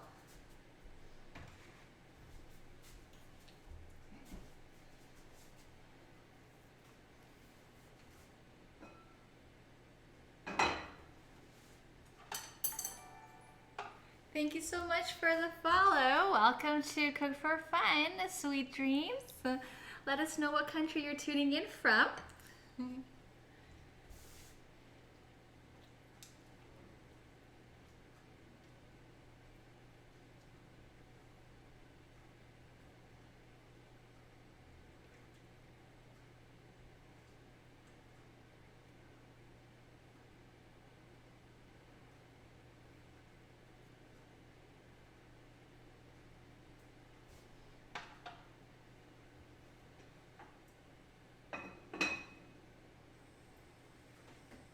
And if you're just tuning in, we've got Japanese cheesecake baking in the oven. It'll be another hour.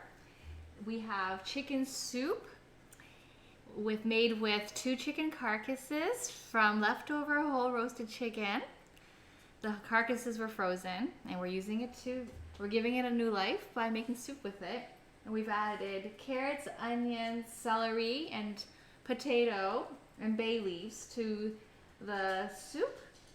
And we're just letting that simmer. We'll give it a taste in a little while and see if it needs any chicken stock to it. Right. And we're going to make pork schnitzel. I posted a really good and easy to follow recipe on my channel under the chat section and also in Twitter. It's a nice video provided by GermanDeli.com. And basically, you have to have your pork, or you can use veal or chicken or other meats too. Schnitzel doesn't necessarily mean pork. And you have to pound it flat. So let's get started with that. I'm just going to give this cutting board a little rinse. Oh, breakfast right now. It's 11:55 in Eastern Standard Time. So it could be like a brunch, even though it's lunchtime. It's always breakfast time. Breakfast is always delicious.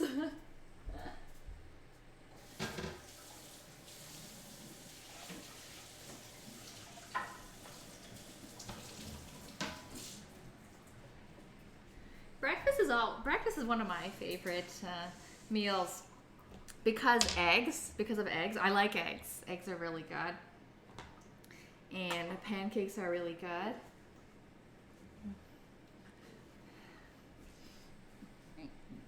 So to pound the meat, we have our mallet.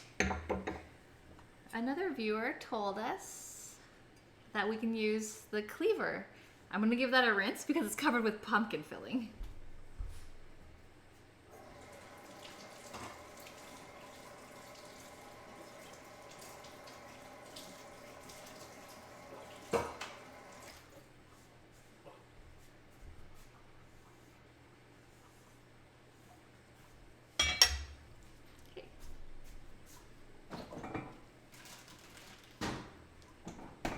So I already cut up the pork because I didn't want you to witness a bloody mess on camera.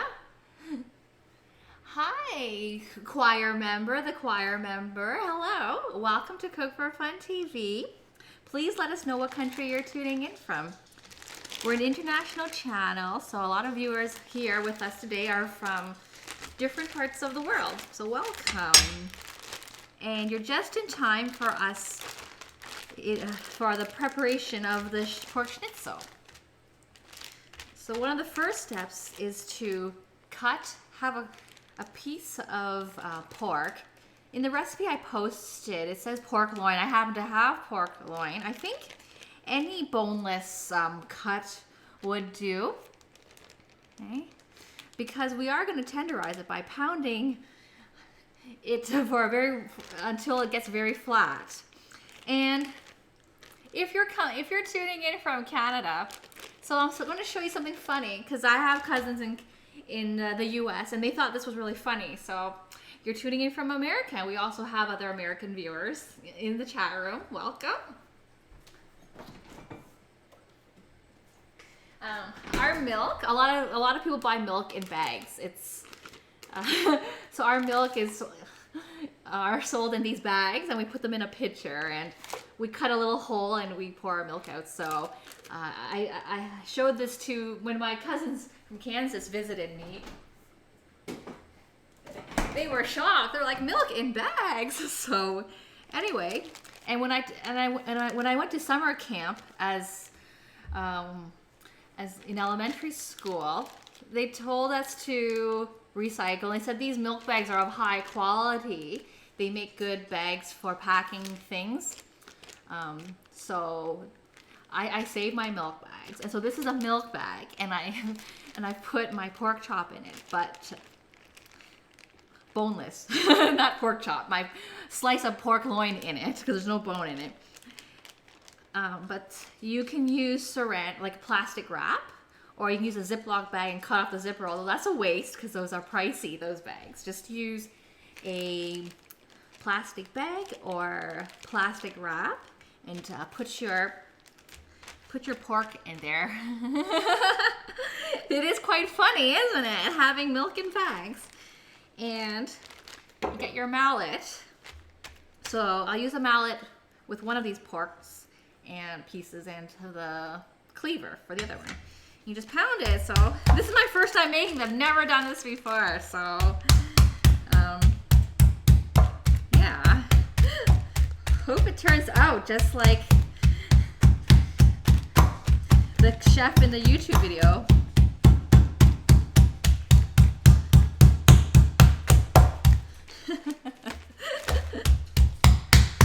I guess it's working. It looks, it is flattening. It is. It takes a bit of time.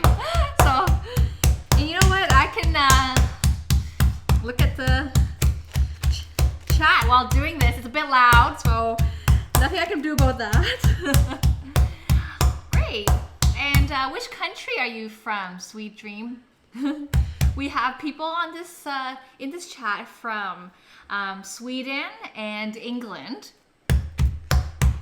and the US in this chat. There might be other viewers that are not that are viewing or lurking. That's okay. But in this chat, we have people from different backgrounds, and we had a Canadian too. And I'm from Canada as well. Maybe I'll flip it over, see if that helps.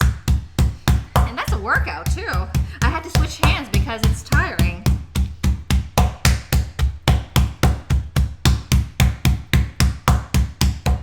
I'm going to have you say hello to this guy.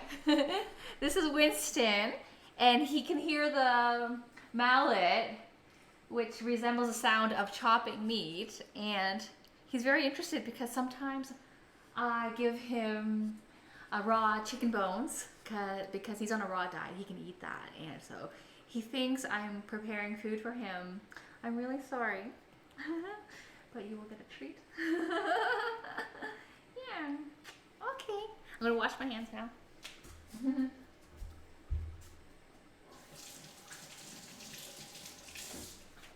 Okay. Yeah. He's a frequent guest on the show.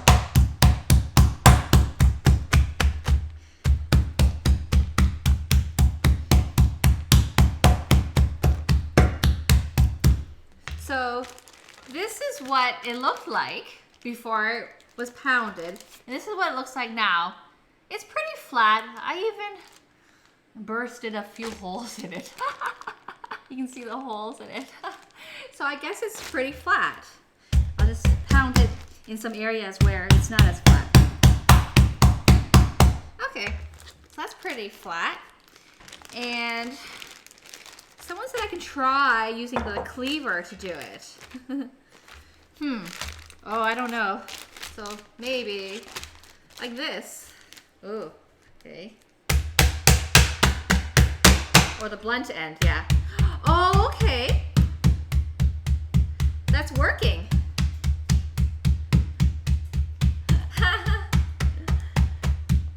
So we've got a chicken soup that is simmering on the stove right now. There's not much to it. A couple of chicken carcasses. One we'll usually do, but we have two, so maybe that means we can reduce the amount of chicken broth we can add to it. We've got 3 red onions, 3 celery stalks, 2 carrots, 3 small potatoes. So the vegetables on its own should give it lots of flavor. This is working. It's giving like a hash mark on the pork. So we're doing pork schnitzel, but you can do chicken schnitzel. Veal is very commonly used. And it's working. It's just a little different from the other one, but I might have to finish it off with a mallet because it just makes it flatter that way.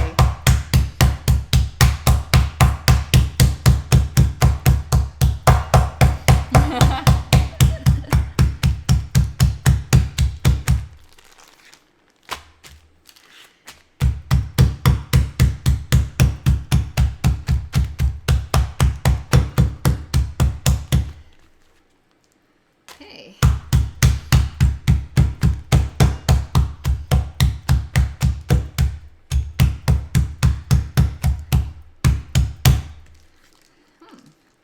Let's compare them.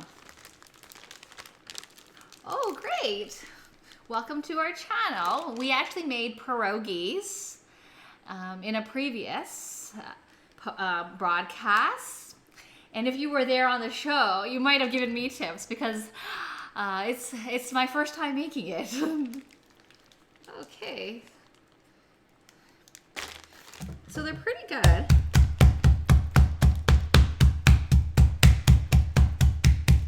Okay, let's put those aside. Now we're going to prepare the batter.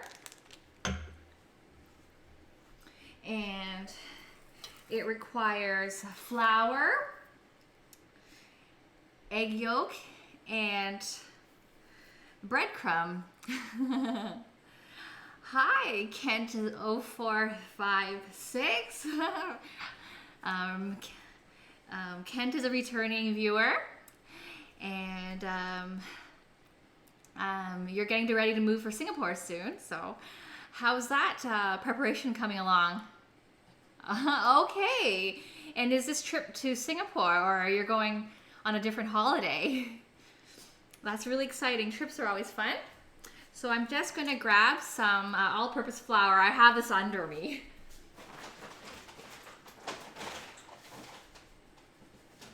Okay. And no set amount. We're only doing 2 schnitzels here, so I'll just put some. I guess the leftover I can use for the chicken dumpling that we're making later. So there we go. And egg. I use this for eggs, so I will beat a single egg.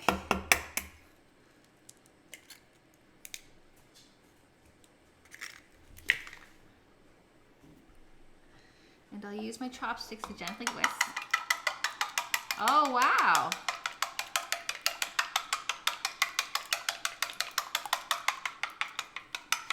Hi, Tree Reach. Welcome to our show, Tree Reach. And what country are you tuning in from? And to answer your question, Japanese cheesecake is a cross between sponge cake and cheesecake. It resembles sponge cake, but it has a hint of cheese and lemon flavor. It's really nice, and it's very popular in Asia. In Toronto, it's very popular. In Toronto, the lineup is around 2 hours just to buy one of these cakes. And so after my husband and I bought a few of these cakes, thinking, we're spending quite a bit on these cakes, let's try to make it ourselves. So this is probably the 7th or 8th time I've made this cake. The last time I did it turned out really, really good. So I'm giving it another try. And the Japanese cheesecake is the picture that you see on the banner of our channel. So that's a Japanese cheesecake. It's just a sponge cake. It looks very plain, but it's got a very nice, light lemon and cheese taste to it, combined with a nice, airy sponge texture. Wow, so you're going to San Francisco and then Singapore. Awesome. Well, thanks for stopping by. I know you must be really, really busy, but we can catch up when you're in Singapore, and you can continue to tune in. Oh no. Okay, well, I'll remember you, choir member.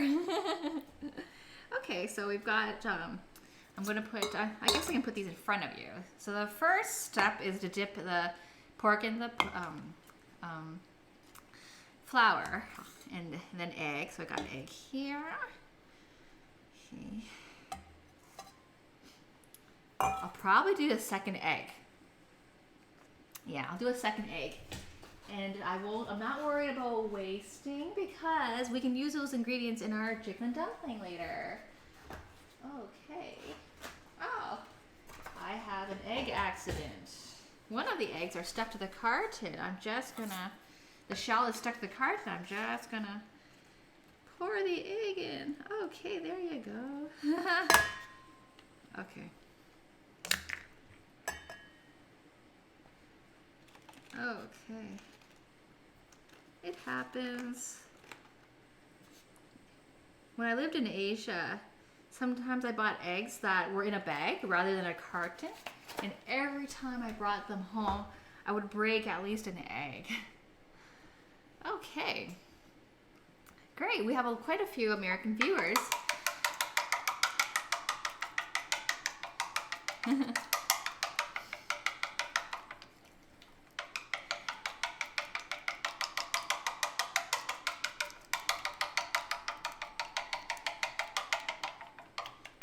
I am actually using pork tenderloin. Yeah, for the schnitzel. So I have my second egg in here. Okay. I wish you could see it. I can move them back. I can move these plates back. Then you can have a better view. Because I think I'm done with the cutting board. We'll see. I'll just put it behind me then. So I've got my flour, my egg, and then our breadcrumb. Okay. I bought these breadcrumbs. I think you can make your own breadcrumbs. I think you can collect breadcrumbs that you have from baking bread that you have. So, but I bought these just for the show. I have panko, and panko is a Japanese breadcrumb, but it's my first time making it.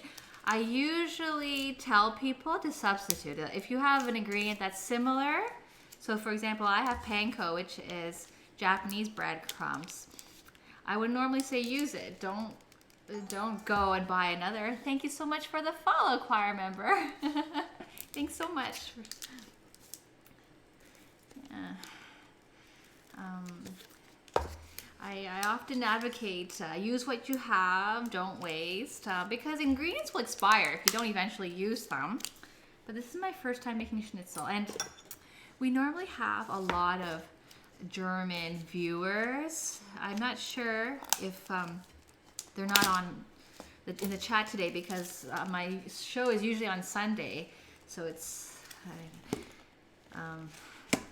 the viewers might be a little some people might not have been available today.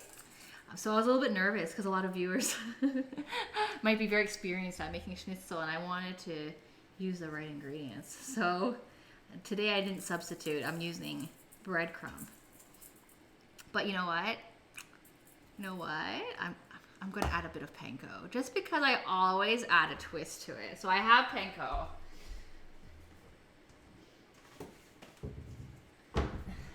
So I have panko, which are Japanese style breadcrumbs. I think the difference between the breadcrumbs and panko is that I think that panko breadcrumbs have already been fried. So I'm just gonna stick a bit in there. I'm just gonna change it up because I always do that.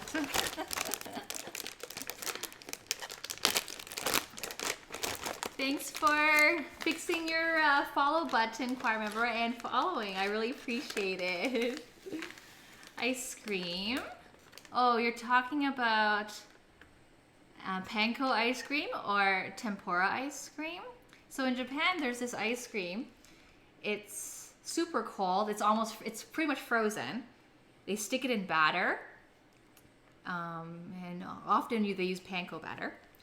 And they deep fry it in really hot oil so that the batter will cook and become really crispy without the ice cream inside melting. So the ice cream is super cold because it is going to melt. There's no way it's not going to melt, but the goal is to not have it melt all the way so that it's still ice cream, so that when you bite into it, you have this warm and crispy, soft coating with this nice, perfect ice cream in the center. So that's called tempura ice cream.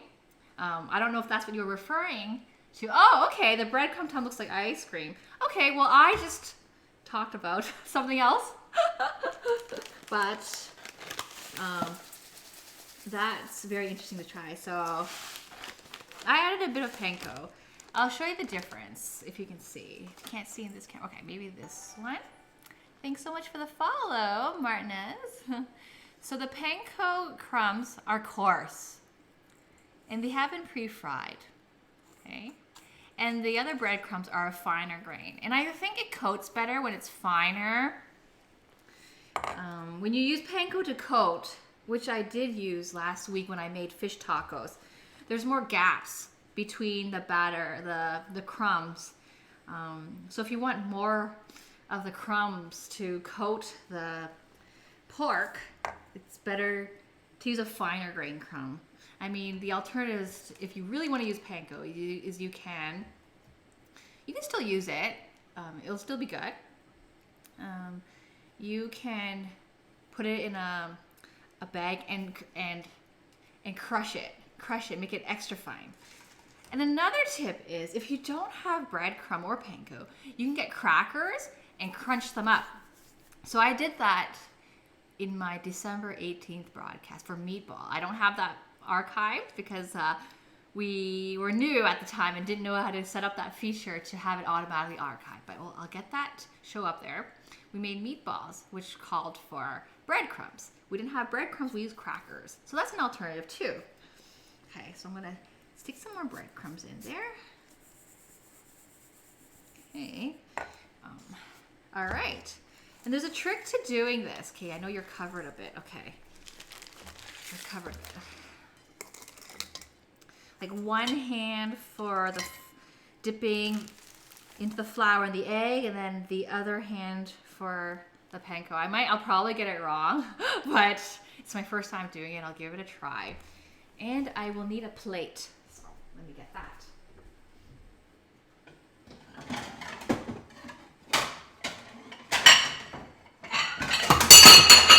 Uh-oh.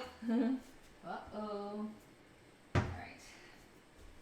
Have to clean that up later. Okay. Okay, maybe here. Okay. So I'm just gonna throw this pork into the flour.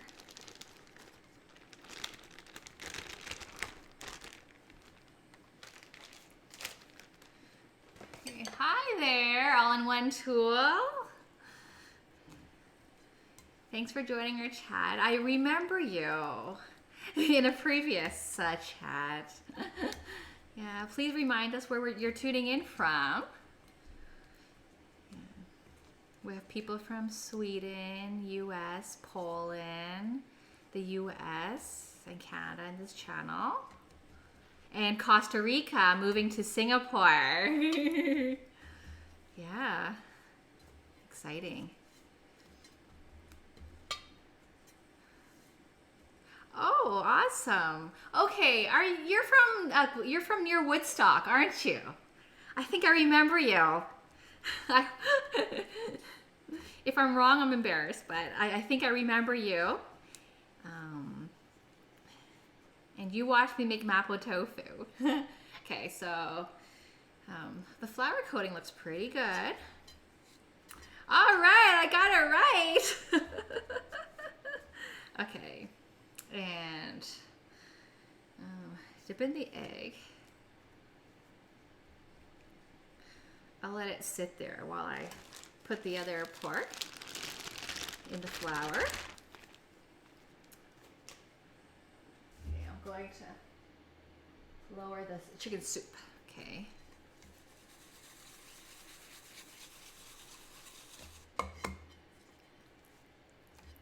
I think the rule or the trick to do is to use one hand for doing the flouring and the egging, and the other hand for the breadcrumb.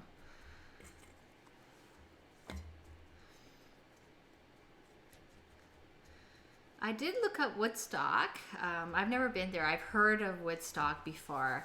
The reason I heard of Woodstock before was that I used to watch Canadian Idol, and one of the contestants or people auditioning was from Woodstock, so that's when I looked it up, and I saw that Woodstock is near is in southern Ontario, so it's more south than where I'm located in Toronto, and it's a growing city. I read it on Wikipedia. So what kind of weather are you experiencing there right now? It's not super cold in Toronto. All the snow has melted. I can see the grass. It's not very healthy grass, but it's you can see some green outside. Yeah. Okay. So I have no more porks to coat, so I guess I can get both hands dirty. But I should learn the proper way. Okay. So use the same hand for the egg. That's actually a lot of egg, but no worries. I don't waste the leftover. I'll be using the leftovers to make the dumplings that go in the soup.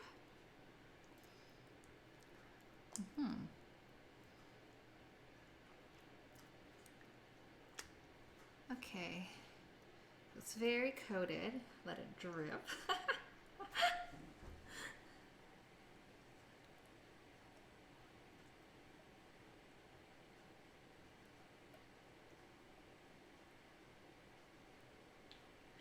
Oh, I see.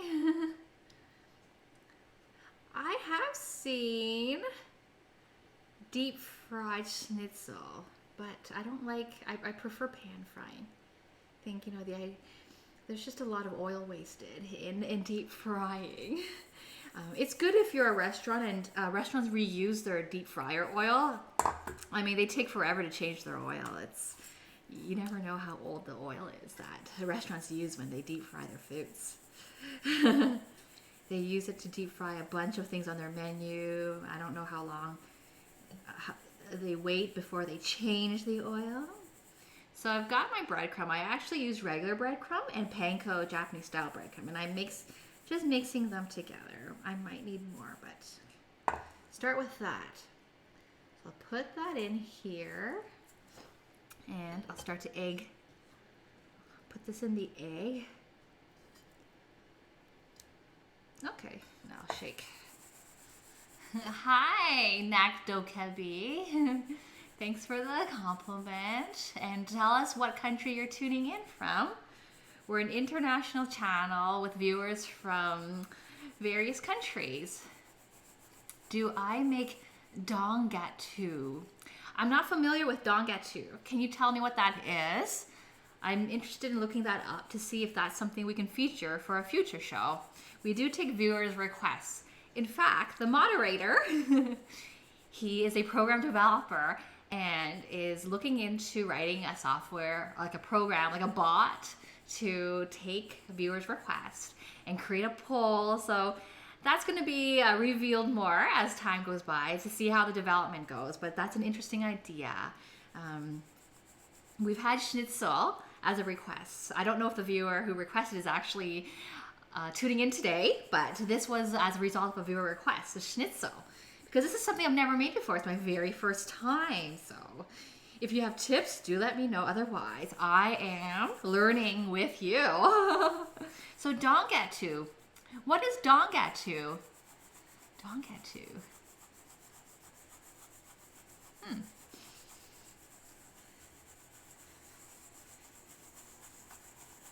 Okay, I'll let you type. Okay, I don't know if I can use a different hand. It's all right.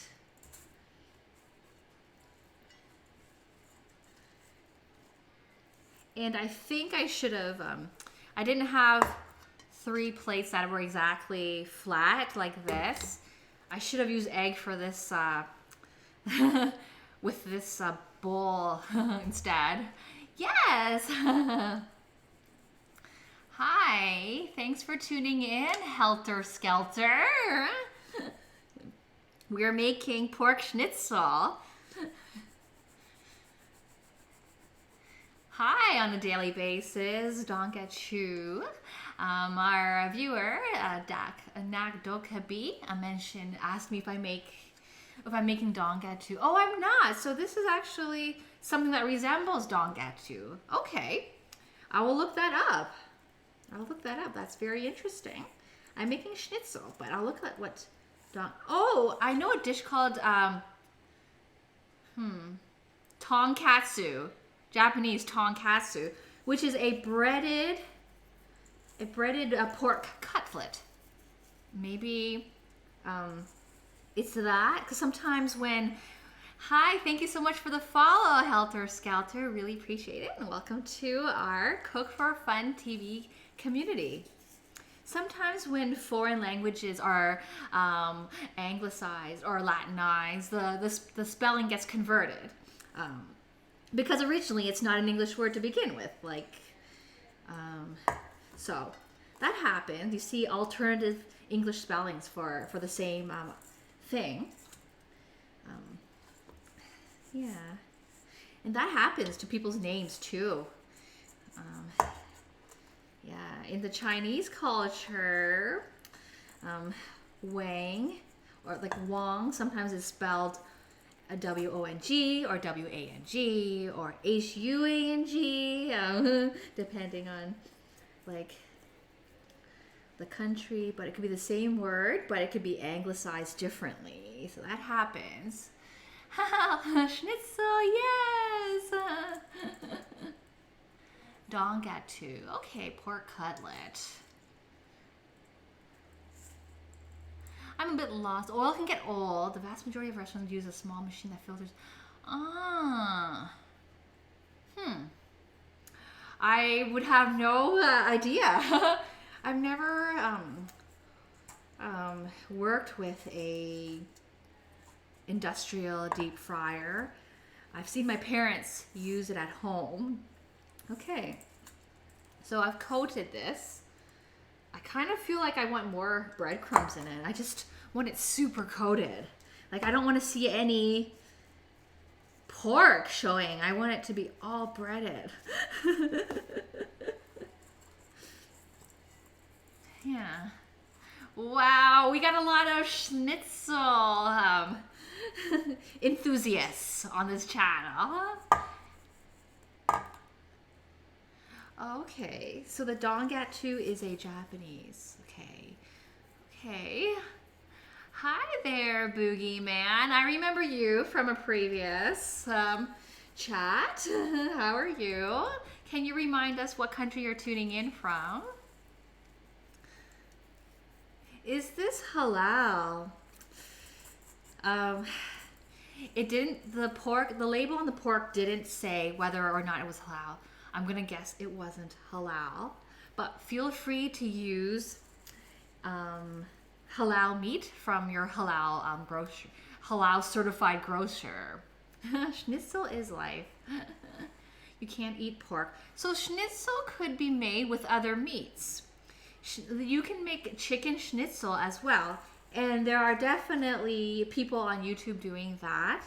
Basically, what I did was I took the meat, I put it in a plastic bag, or you can use a plastic wrap, like saran wrap, like a plastic sheet. And I used a mallet, and I pounded it flat. And you can do the same with chicken. In fact, in Taiwan, it's a very common Taiwanese night market snack to have. Pretty much, it's like a schnitzel. It's like a breaded chicken that has been pounded.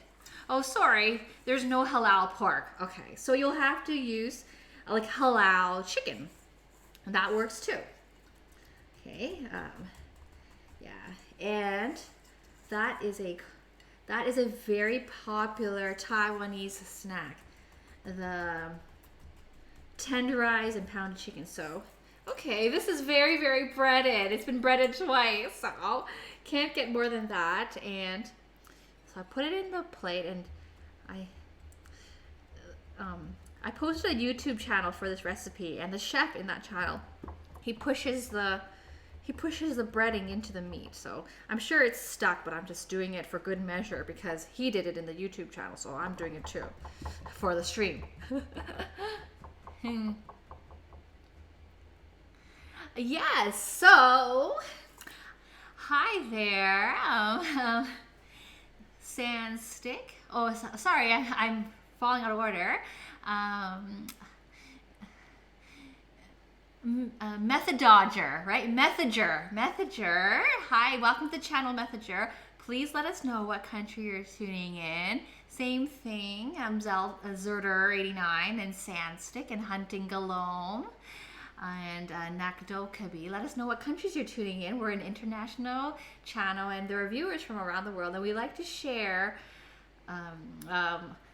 ideas on food, and we like to share about our culture and the things we make and eat in our native land and country. We also do a lot of cross-cultural cooking. So in the schnitzel, I actually added about a couple teaspoons of panko, which is a Japanese style breadcrumb. We do a lot of fusion cooking. We actually have a Japanese cheesecake baking right now. We have a Western chicken soup on the stove. So we do a lot of cross-cultural cooking. Sometimes we mix up our ingredients, and I always try to let you know. So I was mentioning, if you don't have breadcrumb where you live, you can use panko, you can use cracker crumbs. And just like our viewer Zerder mentioned, you can't eat pork, so please go ahead and use halal chicken, because you can have halal chicken schnitzel.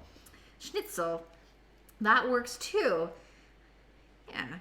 Cooking can be fun. You don't have to follow very, very strict rules. You can, but sometimes you got to be flexible. Your local market might have different ingredients and might not have everything available. So please feel free to substitute.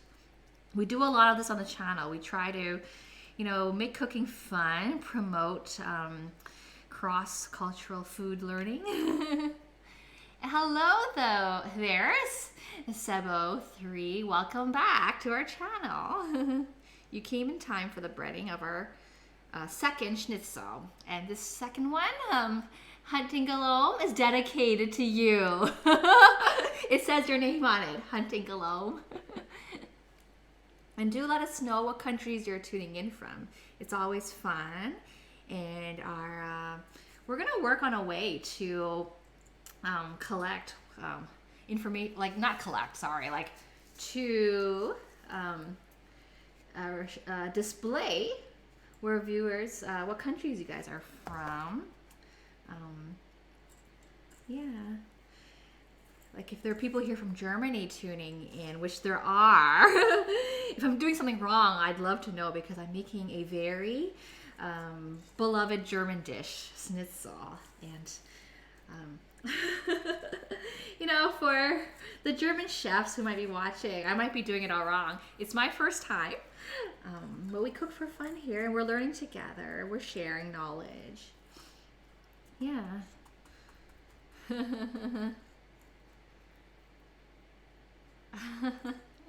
Obscure. Well, obscure ingredients. So, it just depends on where your perspective. Obscure. Yeah.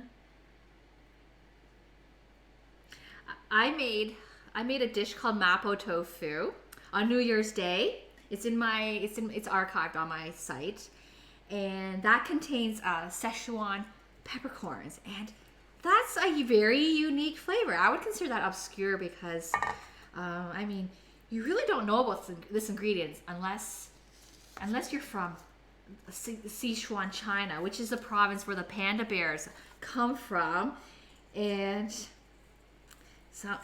well, I explained that if you don't have that, don't worry. It's basically a red peppercorn. It does have a unique taste. It's chili, but it numbs your tongue. It's quite potent. Definitely gives you that kick. Just use regular red chilies.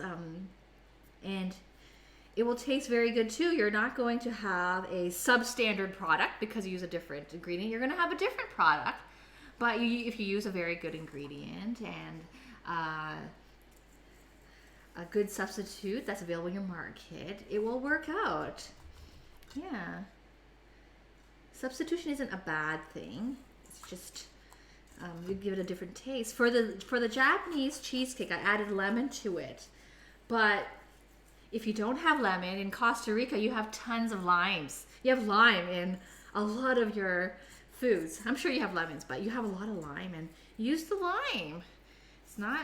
Lime is also very tasty. So I'm a fan of substitution, and sometimes you just have to use the ingredients too that are in your fridge. So let's say I didn't have breadcrumb and I had panko, and I didn't have time to go to the supermarket, and I just wanted to use up my panko because it's expiring next week. I would just go ahead and use the panko. It is breadcrumb. It's just a different type of breadcrumb. Okay.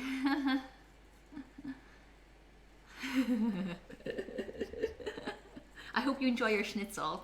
It's also dedicated to everyone too. I don't want to leave anyone else out. Tofu. I did make mapo tofu. So tofu is quite soft. I cut them into cubes. Into about 1 centimeter cubes. That makes it more manageable. I'm well, Sibo. Thank you for the question. How are you? Yeah. Okay. You want to know something? I forgot. I forgot pepper and salt. Oh my gosh. So I'm gonna have to put it on and press it right into breadcrumb. My husband's watching and he's gonna be not pleased because everything he eats has to have salt in it. Maybe there's salt in the breadcrumbs. Let's see. Probably not, but no. Let's see. Oh, actually, there's a lot of ingredients in here. There's no salt. There's sodium stuff. There's a lot of stuff, ingredients that say sodium on them. So, oops.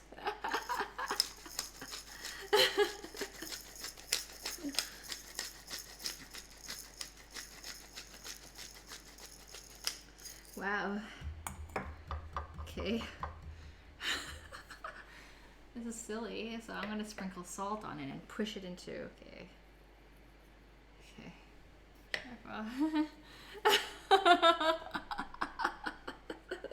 Oops, but you know, you can have a, I don't want this to be salty. I'll just do one side. I probably put too much salt on that. Okay.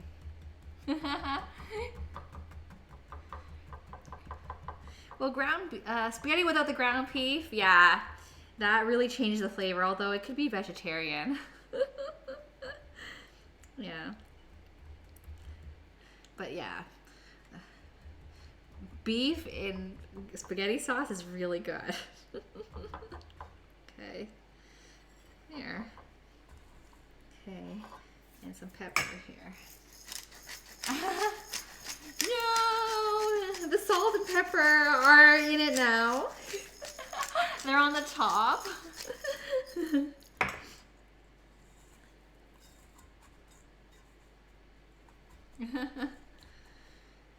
All right.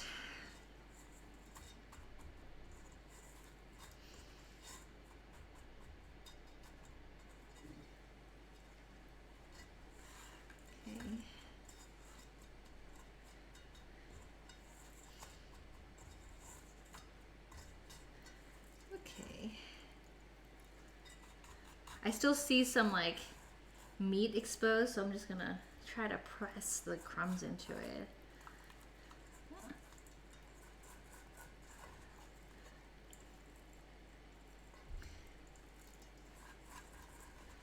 Okay. Okay, so there we've got our breaded schnitzel. Press the crumbs in, sprinkle any extra. So we're actually gonna, any of these extras left over, the flour, they're gonna be used in the soup dumpling. Ginger powder, no, I didn't use ginger powder. That gives it a very Eastern flavor to it. In classic schnitzel recipe, it's simply flour, egg, and breadcrumb seasoned with salt and pepper. But the ginger is interesting. The ginger sounds very Eastern. It sounds like maybe Asian or Indian. Because I when I make curries or other Asian dishes, there's always ginger in it. But that's an interesting cross-cultural dish. And if ginger is something you can't live without, and you want to make this dish, but you need your ginger or you need your chili pepper, I know that's a common ingredient that some people can't live without. Go ahead and add that to it. Yeah, give it your own flair. Put curry powder in it. Yeah, okay. So there we go. Okay. I'm going to keep you in suspense. And I'm going to make the soup dumplings. Okay. So it's just a basic recipe of flour, milk, butter, and egg. And we're going to add some parsley flake to it. I'm going to give my hands a bit of wash.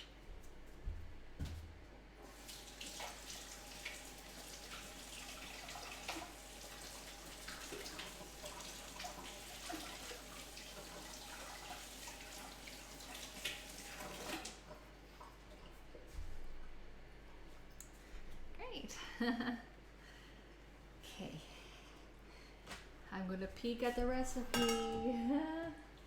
So for the soup dumplings,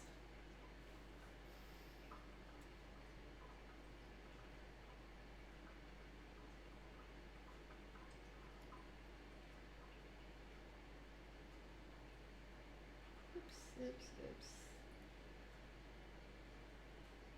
Sorry about that. Yeah, you can try the schnitzel recipe on the boneless steaks. That's unless, but it'll be well done though. So if you like your steak medium rare, or you might not get that. So just, and steaks are expensive, so yeah. Dumpling. Oh dear. Okay. Soup.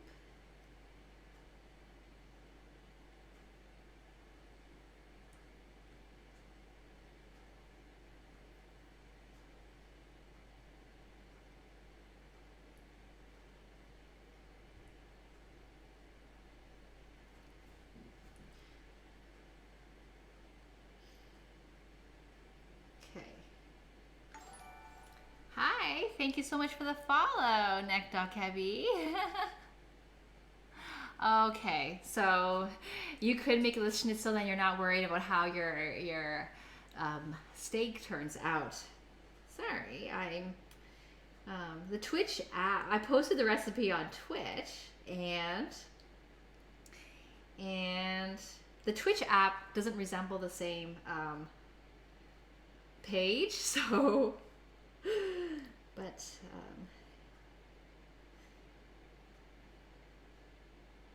it's basically flour, egg, butter, milk, and combined together to form a dumpling ball.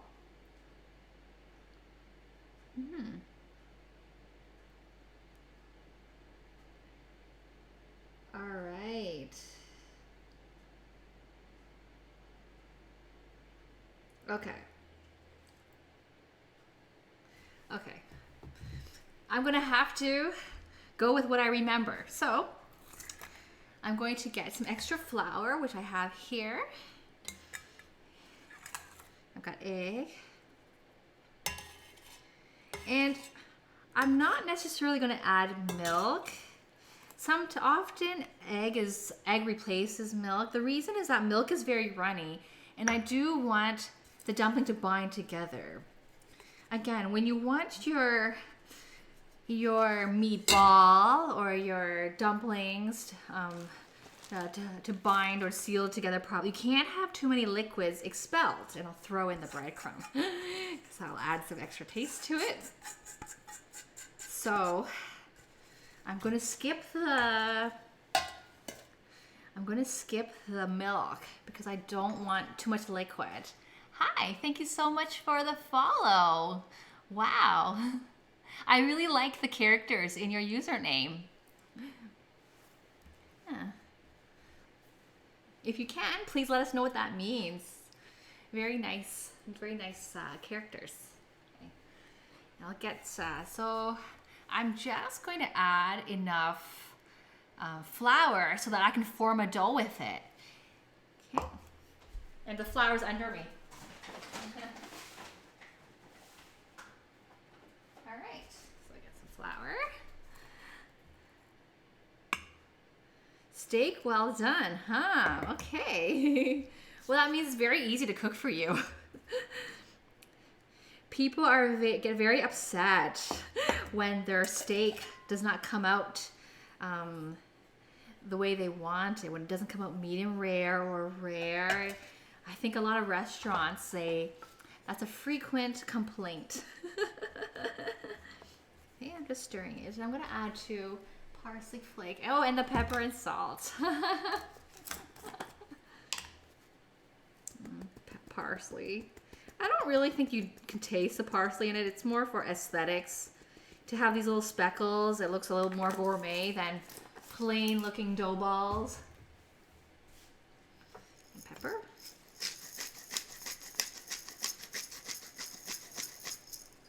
And salt. Okay.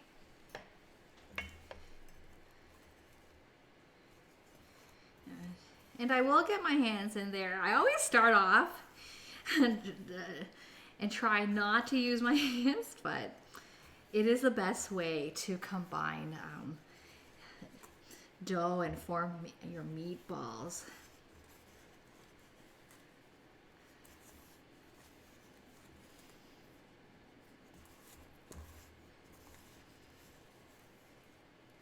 Okay, I'm gonna get my hands right in there. And all our food is almost done, which is good news. Because I got the cake in there. We've got about 15 more minutes left for the cake. The schnitzel doesn't take very long. And the soup is simmering. It's already cooked. I just have to get the dumplings cooking. So I'm just packing this mixture together. And it's really pretty actually with parsley flakes. Yeah. Good. All right, it's coming together. Hey. Hi there, Becca Lulu 27. Welcome to Cook for Fun. Please let us know what country you're tuning in from. We have an international viewership in this chat room. Yeah. Sweden, Poland, England, Germany, Costa Rica, US, Canada. Did I say Sweden already?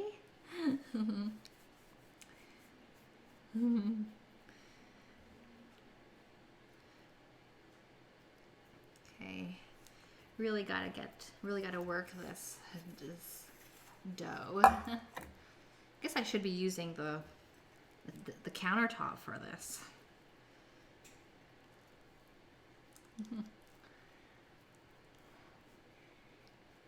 And I will strain some ingredients out of the soup. Then I'll cook the dough balls in there. Okay, we've got a few people from the US here. Welcome. Yeah.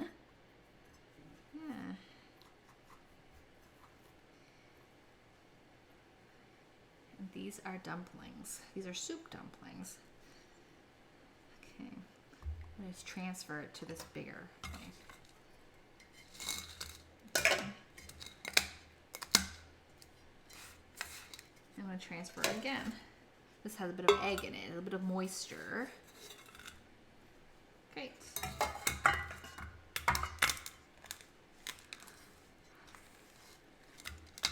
So after I form the soup dumpling, I'll strain the chicken soup. I'll actually just use a ladle that has holes in it. I don't know what you call those. Or a spider. The spider is the one that's not a ladle. It's flat with holes in it to take out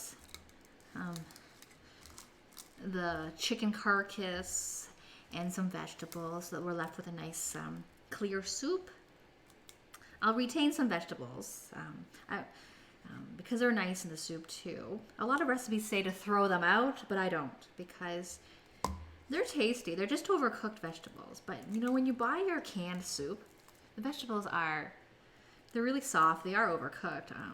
They're totally edible. So, and they've got fiber, so they're good for you. So I don't throw them out. Okay. So I'm making my dumpling balls. Yeah. Okay. I'm just scraping off the leftover flour and breadcrumb from the schnitzel batter. Those are all good ingredients for the soup dumplings. Yeah.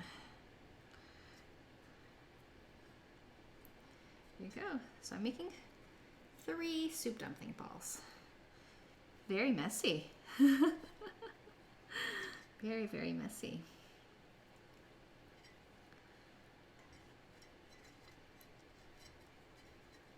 Yeah.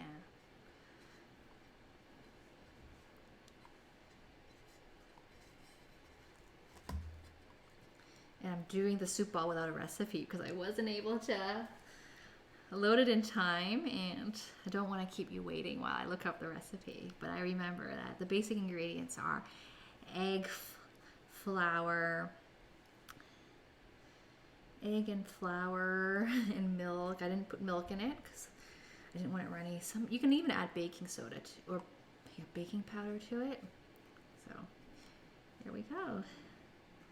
Ooh, okay. I feel like I need a spoon to press it because I can't use my fingers. You've got dough all over them. I'll put some more flour on it. That might help. Some flour. Okay. Oh, that helps. Yeah. Okay, good. Okay, so we got one dumpling.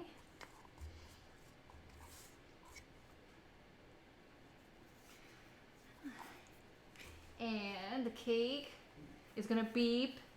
The oven's gonna beep in 6 minutes. I'll leave it in for another 5 to 10 minutes. And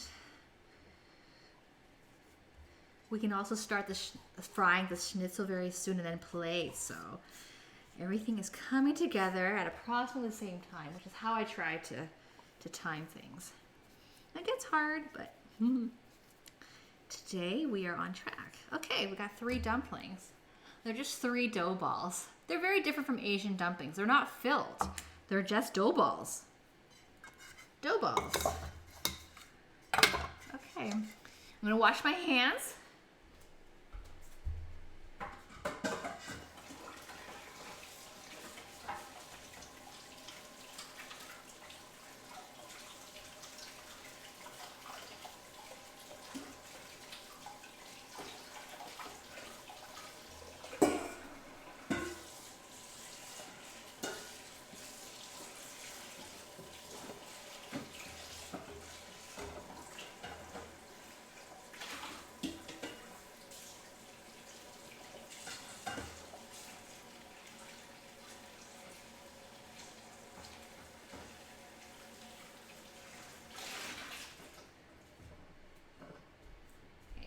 My hands were very sticky. Okay. So I'm going to start taking some of the the carcass and some vegetables out of the chicken soup. Wow, that looks pretty nice. I'm going to give you a close-up because the flavor is definitely blended well. The colors are so nice. So I'm going to bring that over for you to see the close-up. Okay.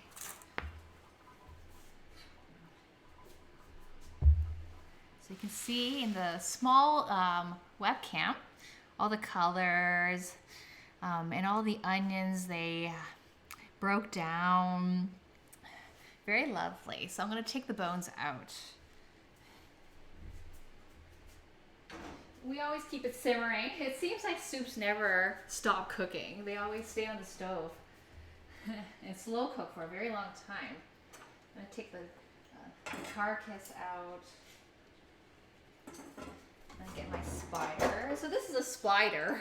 I learned that. It's called a spider. This.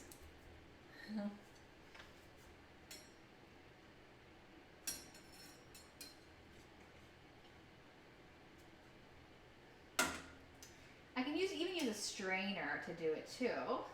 You know what? Why don't I do that? Although this is very heavy for me. I'll use a strainer. Yeah. That way it'll look very, very clean. Okay. So I've got a strainer. You can use a strainer or a cheesecloth. I think strainer is fine. We don't have anything that's... The bones are not very small that they will go through the netting of the strainer. So I'll do that. You know what? I like this bigger one. Much better. Okay. In this coaster.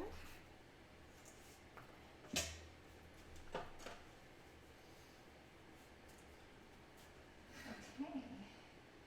Here we go.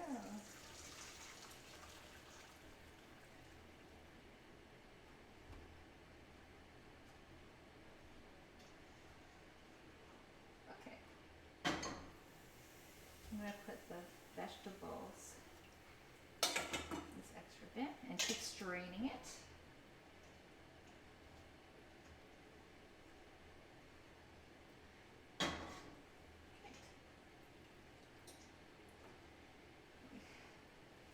So we have a really nice clear soup here. Okay. I'm going to give it a taste to see if it needs any commercial chicken broth. Hi, thanks so much for the follow, Saint Moth. Welcome to Cook for Fun, and please let us know what country you're tuning in from. Okay. So a lot of recipes for chicken soup tell you to actually buy chicken broth from the supermarket and add it to your chicken soup that you're cooking. I find that funny because chicken broth is made from chicken soup, so it's like adding extra chicken soup to your chicken soup. I find that funny. So I'm going to give this soup a taste to see if I need to add more soup to the soup.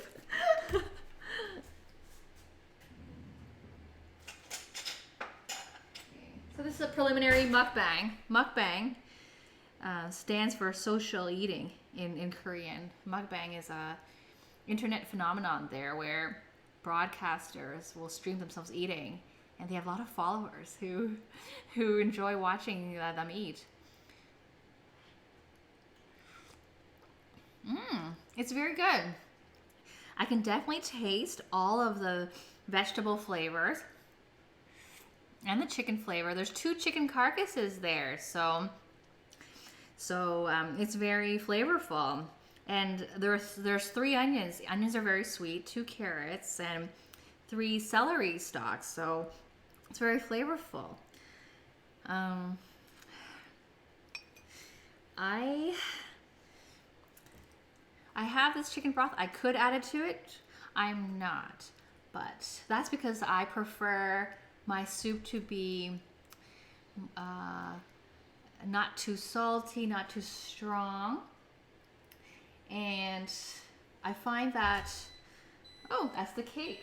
Okay, so I'll let that stay in the oven for another, like around 5 to 7 minutes. Okay. I'm used to my soups being weaker. Asian soups are weaker, so it's got enough flavor. I don't think I need to add more commercial chicken broth to it. Commercial chicken broth tends to be saltier. I'm gonna leave it like that, and I'm gonna put this back on the pot. Put this back in the pot. This clear soup. I'm gonna pick a few vegetables to put back in there, and I'm gonna cook our dumplings. And I'm also gonna turn on the stove to cook the schnitzel too. So we got a couple things going on.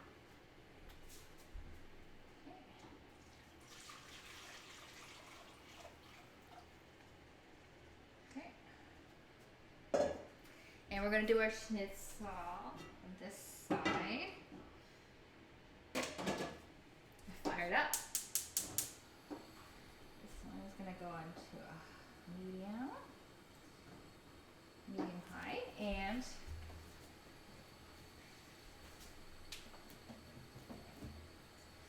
I'm using canola oil for the schnitzel. Canola, vegetable oil work. Probably sunflower oil as well. I'm not using olive oil, although the person in the YouTube channel for the link that I posted in my chat feed uses olive oil. Olive oil doesn't have a high heating temperature capacity, so I'm not using olive oil, but I think you can. It's just that this is something I learned, so I'm gonna stick. And olive oil is more costly, so I'm going with a more affordable alternative, which is canola oil. Okay, so I'm going to put not too much, like enough so that it can fry. I'm not going to drown the schnitzel. There's going to be maybe less than ½ centimeter of oil, maybe approximately 2 to 3 tablespoons of oil. I'll start with that.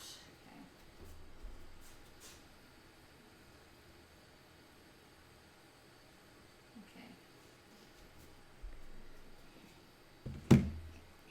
And for the schnitzel, I'm also going to add some margarine too while I'm cooking the schnitzel, but not quite yet.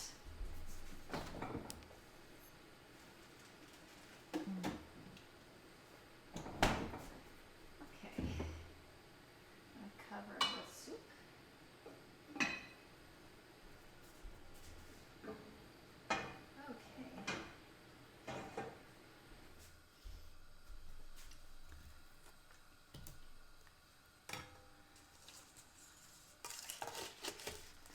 We're almost ready to plate everything. This is exciting. Okay.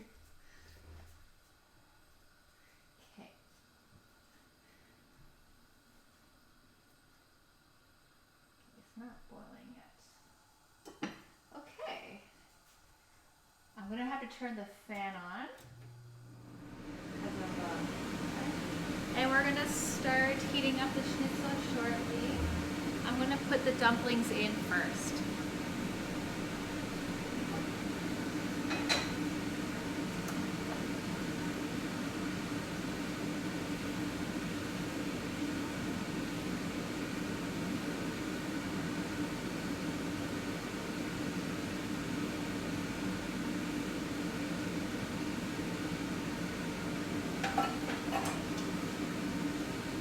And I'm gonna pick a few vegetables to put in.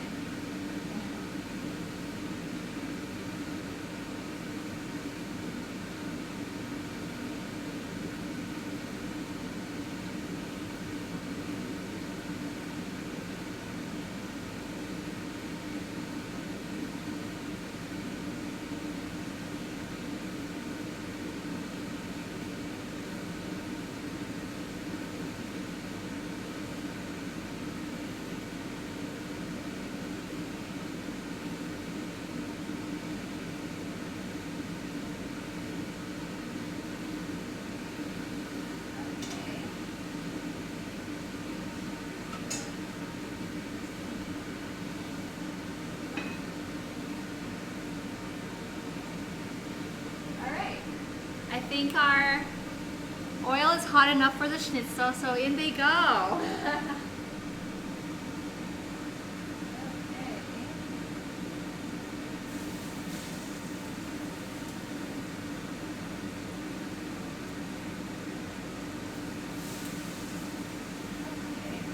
gonna wash my hands. Yes, that's true. Well,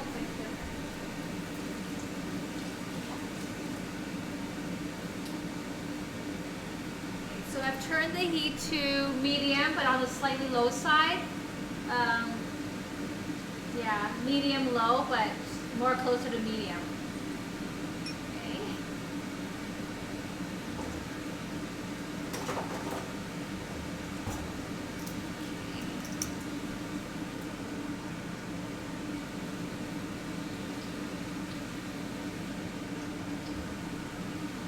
Okay, let's check on it.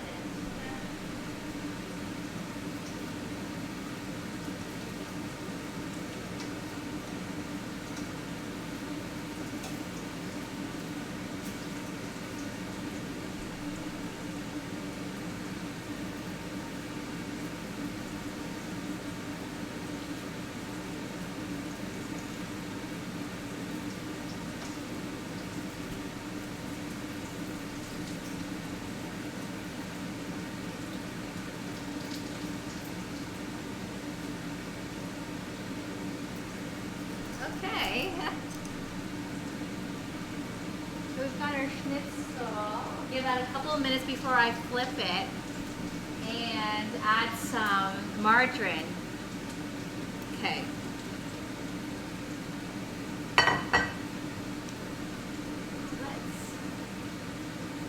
Okay. Now let's get our cake out. Okay.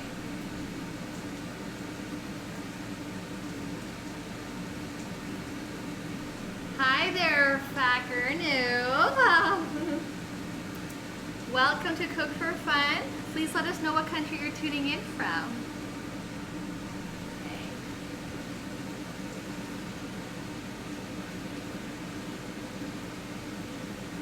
Oh, wow. I like the surface of it. It didn't crack. It looks like it was about to crack, but that's pretty good. Can you see the close-up of that? Wow, okay. I'll let that cool off for a bit. I've got a cooling rack here. So you take the cake out of the bain-marie. Put this aside.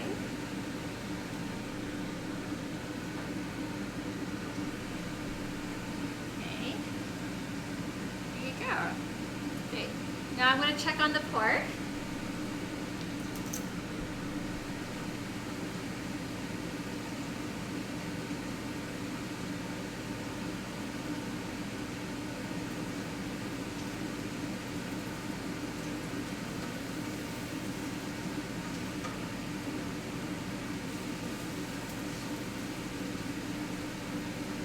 It's definitely golden brown.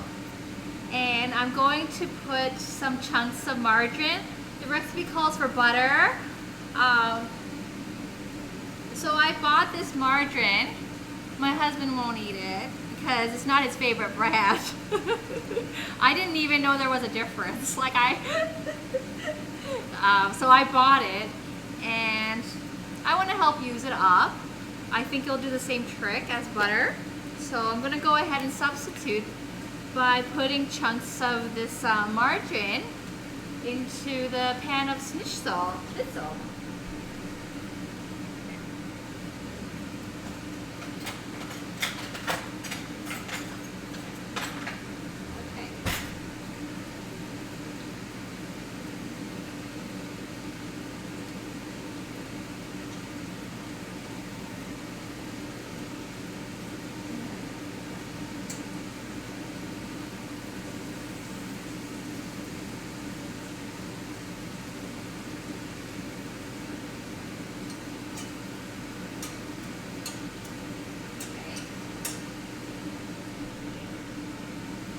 I didn't measure it out. I just put 3 big chunks of margarine in there.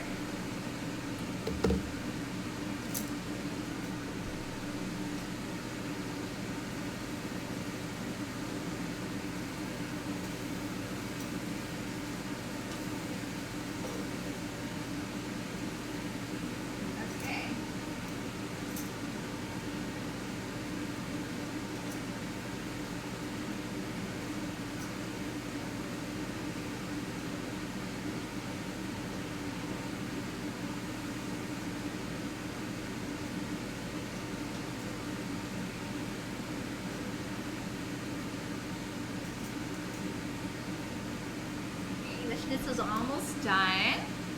Okay, I'm going to plate the cake while the schnitzel is cooking. The soup dumplings take a while because the dumplings are really thick, so I want them cooking inside out. So there'll be another moment.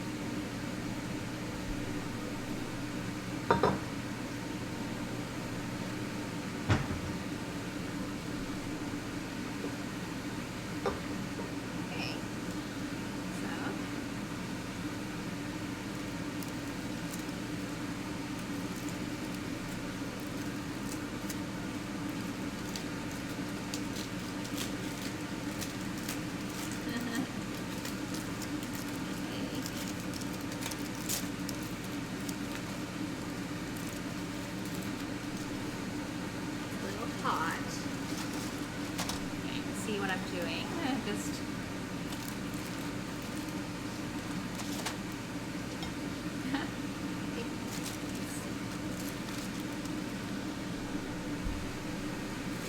all right, let me check on the pork.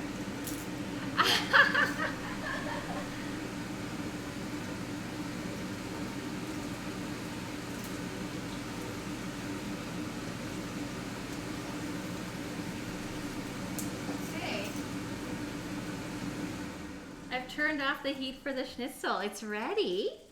I'll be plating it very soon. Uh-oh. It cracked as soon as I opened it. Okay. It was stuck to the sides. Uh-oh. I guess I forgot to grease the sides.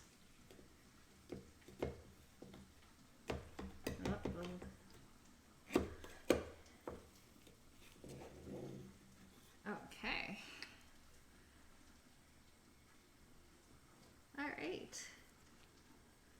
Stop. Let me try some of the cake.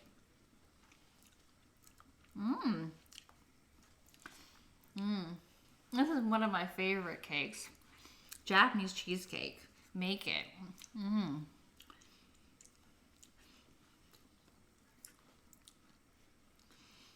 It's very good with the pumpkin filling at the bottom,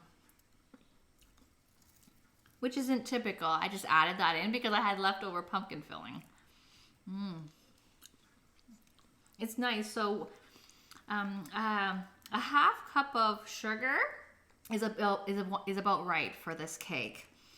The recipe calls for more than that, and I think it's too much to add more.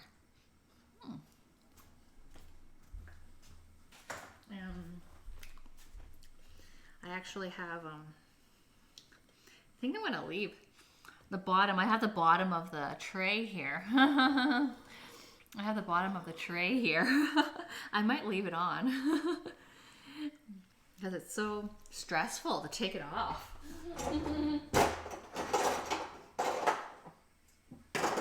Wow. Everything's coming together.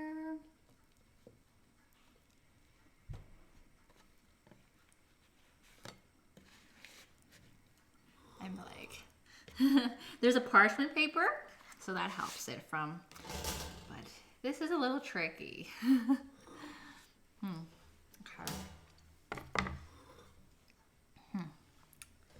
Might have to put this back.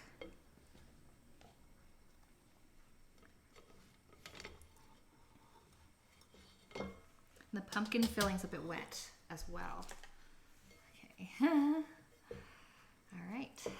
Okay. Let me try this again.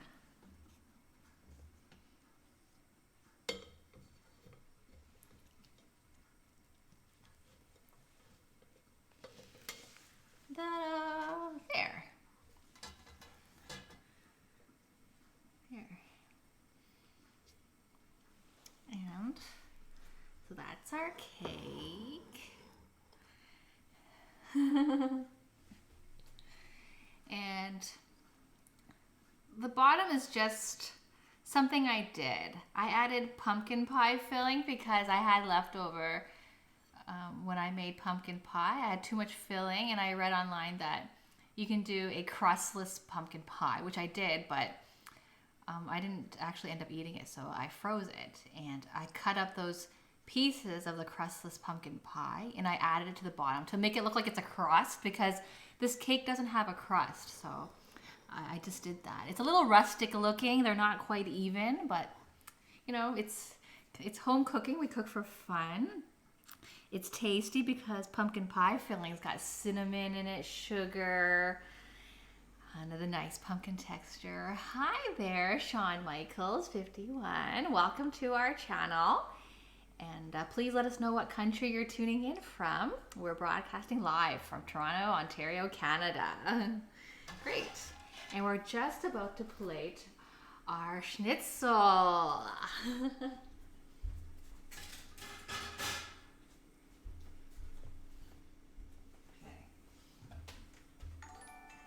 Thanks so much for the follow.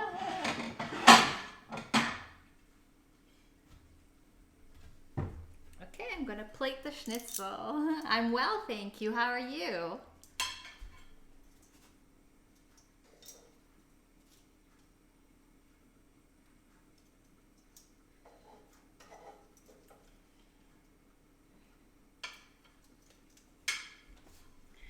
Here you go. Here's the schnitzel. Don't worry, I'm going to beef it up, or I'm going to pork it up. This is a steaming rack. I'm just gonna elevate it for you guys. Put it right up there so you can see it. Okay, I'll bring the cake back then. The cake is higher. The cake is higher. Okay. I'm gonna add a lemon slice to it. Ah, here's the cutting board.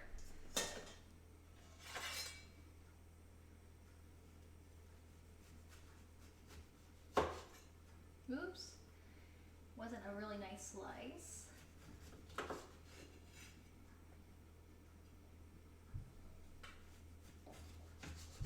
Okay. My slices aren't perfect rings. Okay, lemon slices on top of the schnitzel. Great. You just came in time for our plating. I also saw in the recipe, the YouTube recipe link, that the chef put sardine. I have sardine. Okay.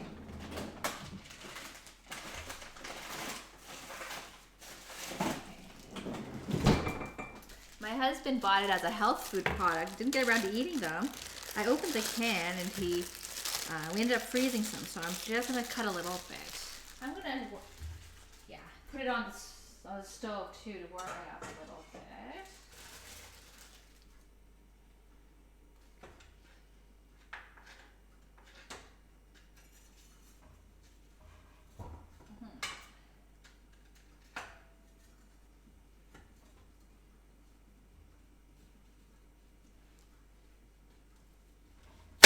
Okay, great. Just gonna warm this up a bit on the rendering heat. Now we're going to plate the chicken soup. Okay. Okay, let's check on the dumpling.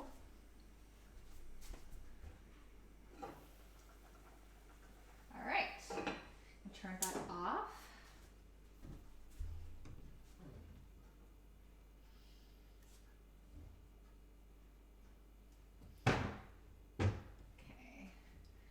I'm going to use a small bowl. Yeah, use a small bowl. I know, I can put it with the schnitzel. Then you can see it. Okay.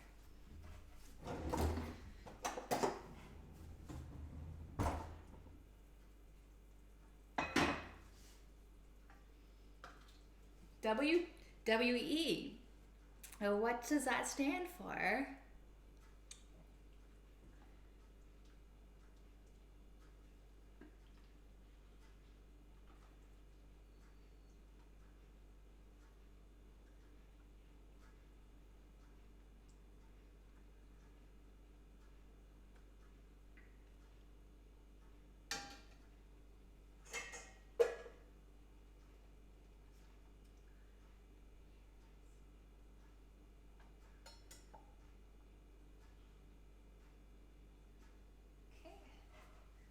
So here's our chicken dumpling soup. Okay, so those big balls are the dumplings that I just made. I'm gonna put that right on with the schnitzel. Can you see that? Maybe it's covering. I'll find another solution. I can use this. Well, you can't really see it. I did consider using a clear bowl. Okay, I'll do that. That's very easy to do. That's big.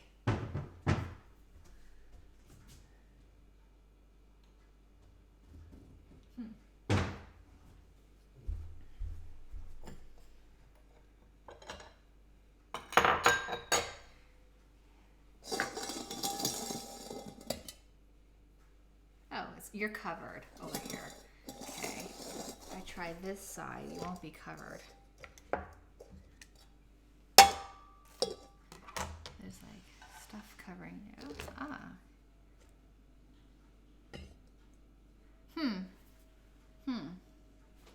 All right, fine. I have another clear bowl. I can't find it, so I'll put it in here.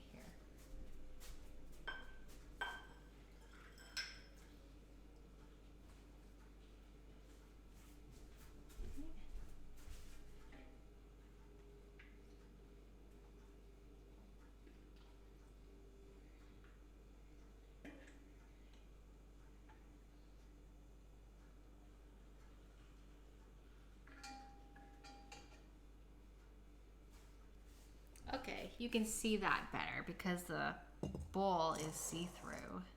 but the chat is, okay, let me move things better. So everything's opposite, like when there's a camera. So it's like I have to move this to the right so that it shows up on your left. Yeah, that's it, like that. Then so everything goes to the right. I can move this above the alert bar, maybe higher up. Ah, there, you can see it there. In a funny spot though. Okay, there you go. There you go. And WWE Hall of Fame. Okay, I don't know what WWE means. Thanks for the compliment, Helter Skelter. Okay, we can do a mini mukbang. Mukbang is social eating. It's a phenomenon in Korea where the caster eats in front of the viewers. And just to prove what the taste can turn out to be, I forgot my sardine. It's on the stove.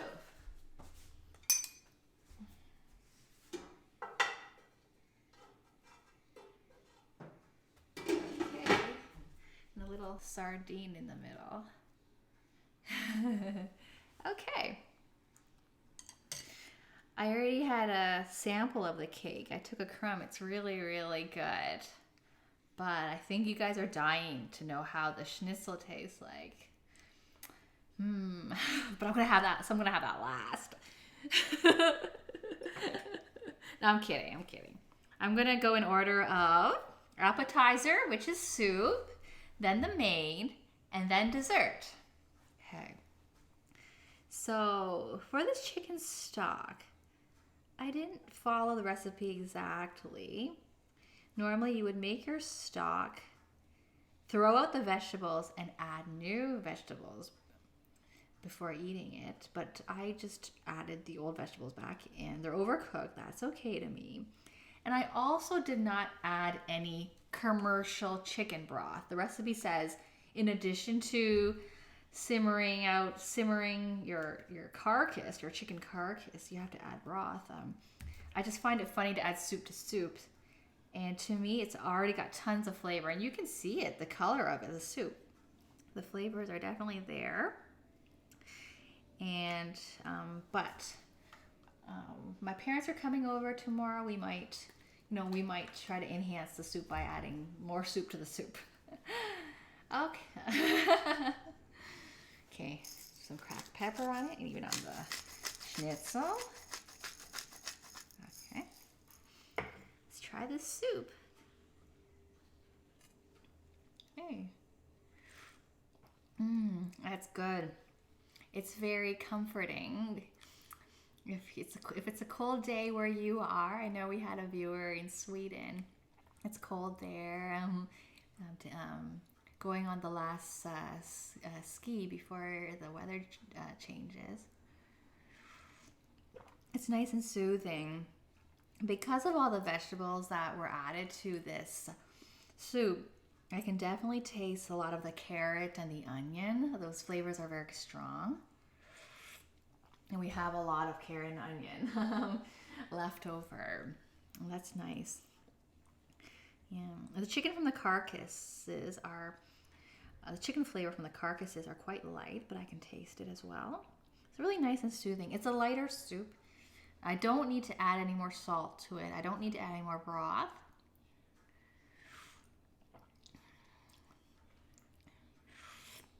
It's quite good. But if I were to add more water to it, so I only have about 1/3 of that Dutch oven filled with pure soup. After I added the carcasses in and all the vegetables, the soup level was all the way to the top of the pot. But once I strained the soup out, I'm only left with 1/3 pot of liquid. So if I wanted to add more liquid to the soup, I had more people coming over for lunch or dinner, then I might need to add more water and add more broth. But for now, this is quite good. Okay, let's try some dumpling.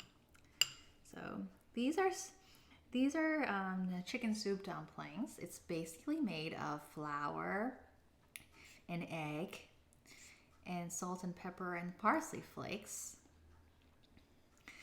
And they're not filled. So Asian dumplings or gyoza are usually wrapped up. They're like raviolis pretty much. They're filled with meat and vegetables. But these are very plain and simple.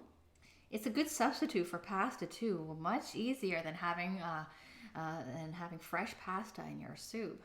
That takes a lot of work, but it is tasty to have fresh pasta in your soup. Okay, give that a try.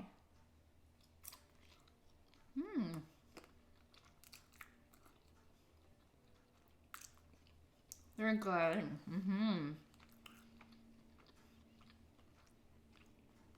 In the future, though, I'd make them smaller. Yeah. Because the centers don't absorb the soup as much as the outer portions of the dumpling. I'd make them smaller, but I can taste the soup in the dumpling. It's very nice. And they're moist. Okay.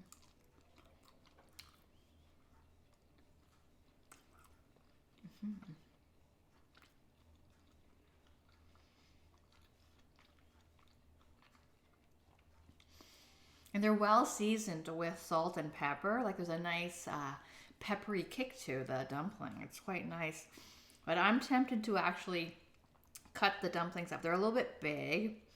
I think smaller will be tastier since they would absorb the flavors more. Okay, so that's our soup. It's quite soothing. And we're going to try the schnitzel. Okay. I'm excited. I've never made schnitzel before. This is my very first time ever. And it's been an honor to do it with you. Okay. So, let's get this, let's go right to the center of it.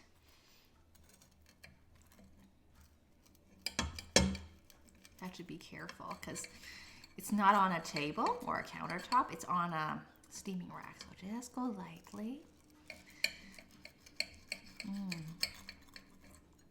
Okay.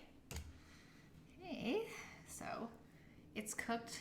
It's well done. Yeah. I didn't worry about the cooking time too much because they're thin. They're thin. I had it cooking for approximately 10 minutes only. I did maybe 4 minutes per side, and then I let the meat sit on it, the pan without any heat while I did other stuff. Yeah, so I've got some lemon. Dip that there. Dip that in lemon. Oh, I'm excited.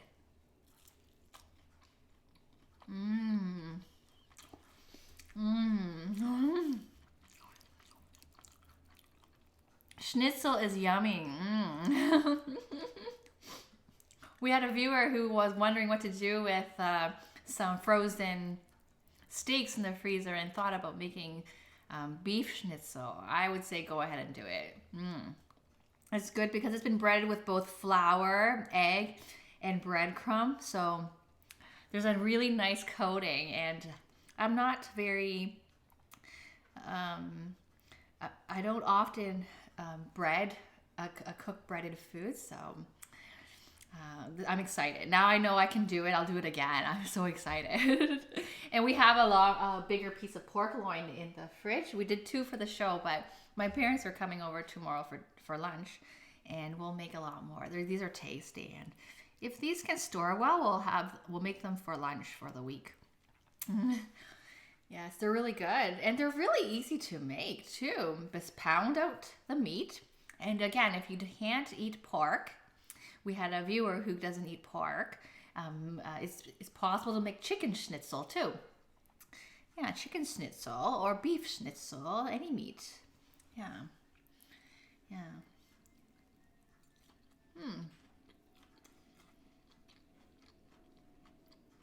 That's really good.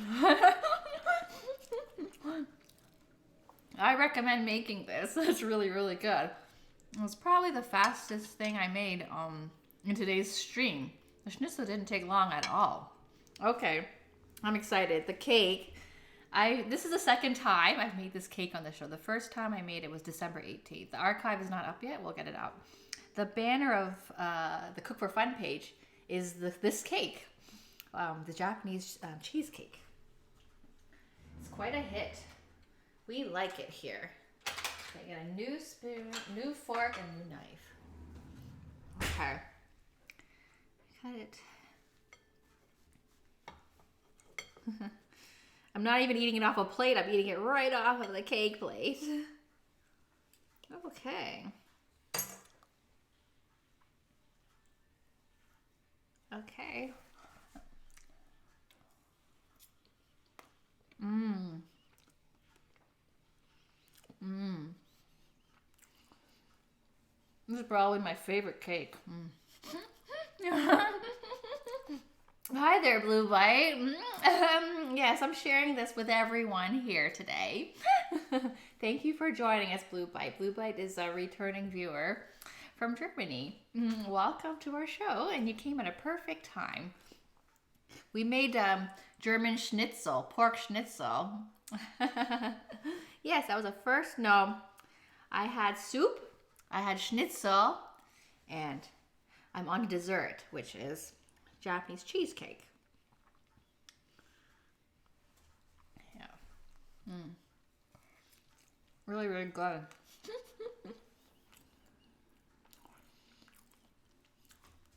Okay, so the mukbang's over. Now we're going to do our tour of the world using our map. And I mentioned earlier, Blue Bite, that my husband's working on a bot that where people can enter what country they're in, and then we can see flags. We can see flags on the screen, hopefully, and we can have a sense of where people are tuning in from. Because it's always a really fun international chat that goes on in this room. Hey, let me grab the globe, and we will find out where everyone's from.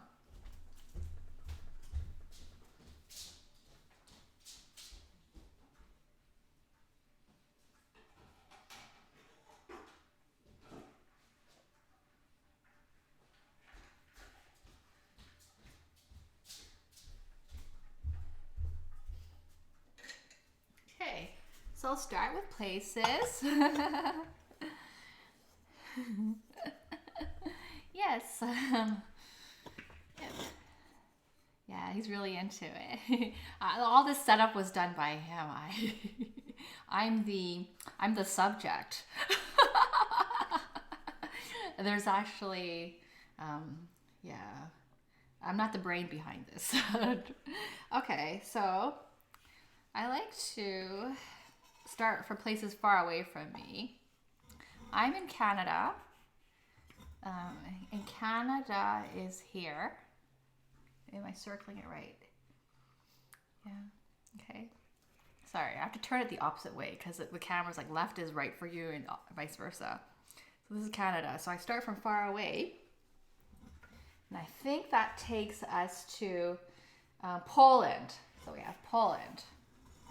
Oops. And I understand if some viewers haven't stayed on because it's a different time zone for you guys, and I think it's like dinner time in Europe right now. So we had Poland today, Sweden. Yeah, we learned quite a bit about Sweden today. Germany and England. Okay. We had a number of viewers from the US. Here. We have Costa Rica. Yeah, Costa Rica is, yes, Costa Rica is in Central America over here. It's like that.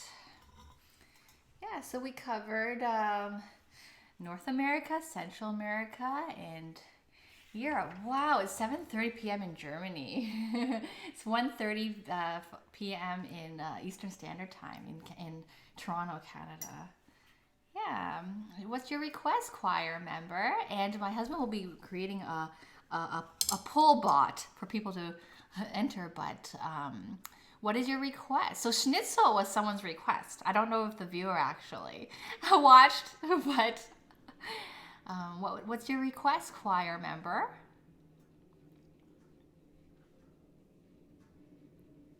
Hello, Helter Skelter.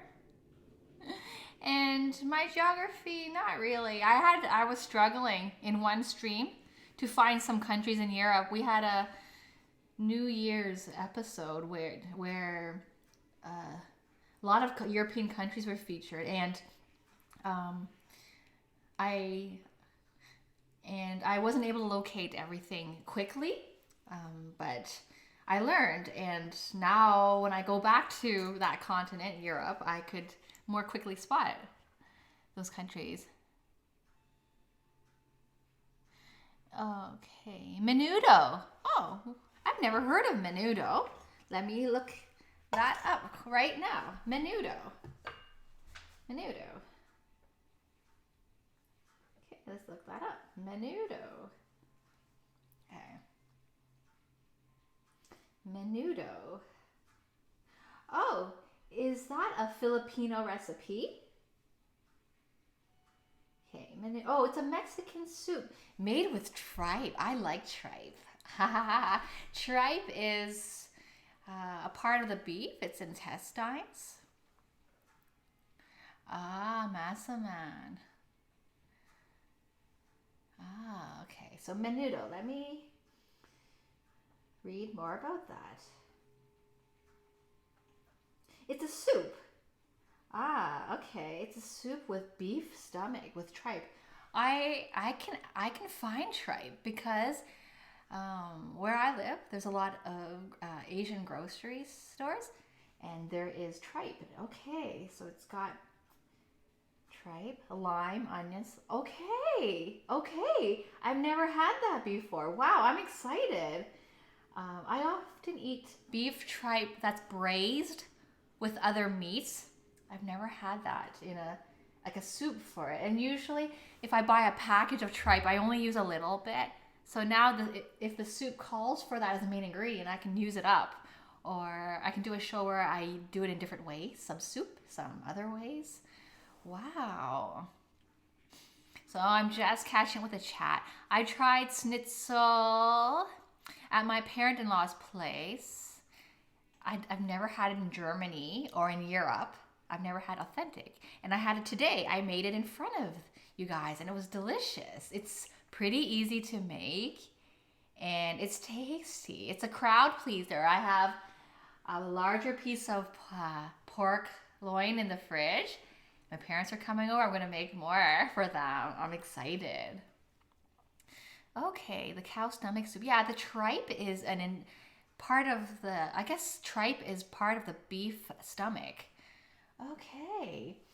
Okay. Mexican soup, red chili pepper base, lime, chopped onions. And I have these ingredients already, except for the tripe. But those other ingredients, so the other ingredients are red chili, lime, onion, cilantro. Yeah, these are ingredients I can find. So my requests are always subject to what's available in my local market. Okay, so another request is massamam. Okay, let me look that up. Massamam. I know it was mentioned last time you were on the channel, Blue Bite. You said you would either have to learn how to make it or marry a Thai girl to make it. And I said, don't rely on someone to cook for you. Learn how to cook it yourself. Then you can always eat, right? Give a person a fish, the person eats for a day. Teach a person to fish, the person eats every day, right? Or for life. Okay, massamam curry. Okay. It's a Thai curry. Okay. Made with coconut cream. Okay, yep. I can access coconut cream and coconut milk here. Okay, hang on. Let's see what other ingredients are in massamam. Okay, beef steak. Okay, we've got a beef in our freezer. We're probably gonna defrost it, and we can use some of it for the curry and some of it for a roast that we'll make. Onion, lime leaves. Okay, I'm gonna have to look up kaffir lime leaves. I don't know what that is. I think it's available where I live. I'll look into that. Cinnamon tamarind paste. Wow. Wow, interesting. Okay. Okay. Okay, I'll definitely post. Once I can make sure I can gather these ingredients, I'll post and let you know what I make that. When you're following my channel, you get the updates. Okay. Mole. Oh, I made mole before with a chocolate, like it's a chocolate sauce, right? It was very strong. Mole sauce. Mole sauce, right? Yeah. It was very, very strong. Okay. And the tomatillos are in it. Okay. Tomatillos are not always available here. I'll see what I can do. Can't promise that one. And there's a variety of chilies in there. Okay, tomatillos. Okay, I'll have to see if there's a good substitute for tomatillos. Those green tomatoes. Allspice berries. Wow. That too. Okay, interesting. But it sounds delicious with the chocolate. Okay. Pig's feet. You know what? I eat pig's feet. It's called pork hock. Yeah, you braise it. It's covered with lots of tendons and it's got a lot of collagen, so it's good for your. It makes you beautiful. It's good for your skin. The collagen. My parents make that. They just put it in their whenever they braise a big pot of brisket, like beef brisket or a lamb. Sometimes they put it in. Hi, thanks so much for following, Becca Lulu. Okay. How can I speak languages? Okay, so I did post, this is a frequently asked question. I speak English. I can speak some Cantonese Chinese and very little Mandarin Chinese. I was born in Canada and my parents are Chinese. They're Southern Chinese from Hong Kong. Hominy. What is hominy? Hominy? Okay, let me see what that is. It's very interesting though. Like I wouldn't have thought of making schnitzel because we don't cook it a lot in North America. Like I don't have friends cooking it often. But the request came and I looked it up and I had those ingredients, so I was so happy to make it. Hominy is like a maize or kernels. Okay. Okay. Wow, I've never seen hominy in Toronto, but I'm going to pay attention when I look under the dried food section to see if we have hominy. Okay. Wow. This is like Mexican cooking, right? The menudo and the hominy, like the mole, yeah, I need to explore. I don't want to assume that Mexican is just tacos. We made tacos. We made fish tacos in another stream, but it's really good to go outside and beyond that to eat what the other foods are, not just what you see on TV and stuff. Okay, elephant brains. I don't have an elephant brain, but I got an alien brain for you. So let me show that to you. So I made the pomelo salad on New Year's Eve, and I had it on my shopping list. My husband and I, our shopping list, we have an app on our mobile phone in Canada called Flip, and it didn't delete. Like usually I click the stuff that's on sale at grocery stores, and when they're not, when the flyers have expired, they usually delete on their own, but it didn't. So my husband bought a second pomelo. So this is your alien brain. It's a large citrus, for those of you who don't know. It's common in Asia. It tastes like grapefruit, but not as sour. So children can eat this fruit without feeling like it's too sour or too strong with the taste. It's like a very, very mild grapefruit, a little sweet too. So it's perfect. It's kind of like you have your lemon and then you have your lime. The lemon is sour. The lime is not as sour. It's like that. It's milder, but the pomelo fruit is quite mild. Let me show you one that's opened.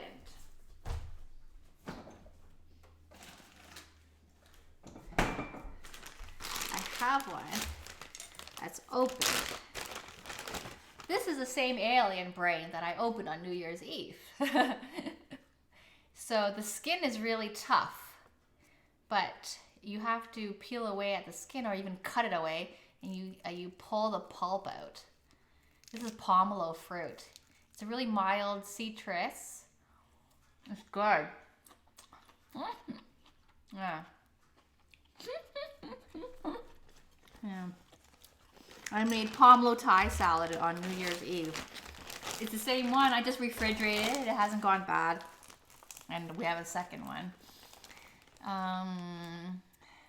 Potatoes there's potatoes in the soup. Are you talking about the menudo?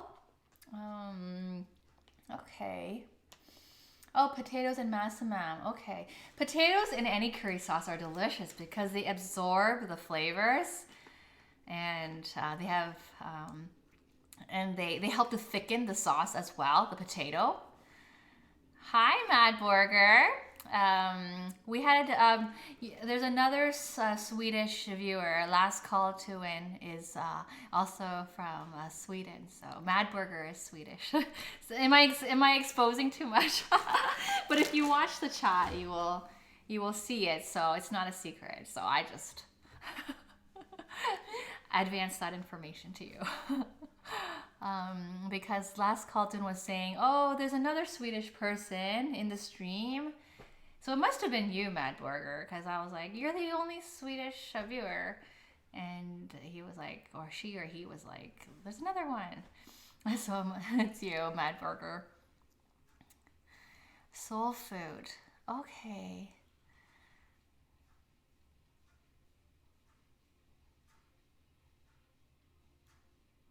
I'm just catching up. Oh, yeah. So that alien brain, that was a pomelo. Pomelo. It's a citrus that I believe is from Asia or any tropical place that can grow it. And it's like a grapefruit, but a milder tasting version. It's suitable for children. Doesn't have a very strong flavor. It's quite good. It just takes a while to prepare. Like, you wouldn't bring a pomelo to work and open it up unless you have a cutting board, a knife. You would actually cut it open and then package it and then pack it for your lunch. Because it's quite cumbersome to deal with. It's big and the peel is very tough. You need to cut it and use a knife. Because when you open an orange, you don't use a knife. You just use your hand. So it takes a bit more work, but it's delicious. I prefer it over orange and grapefruit. It's not as strong, the taste, not as sweet, not as sour. It's just mild. It's light. So the alien he's talking about, or she or he is talking about, is the pomelo fruit. Oh, okay, Mad Burger, fine.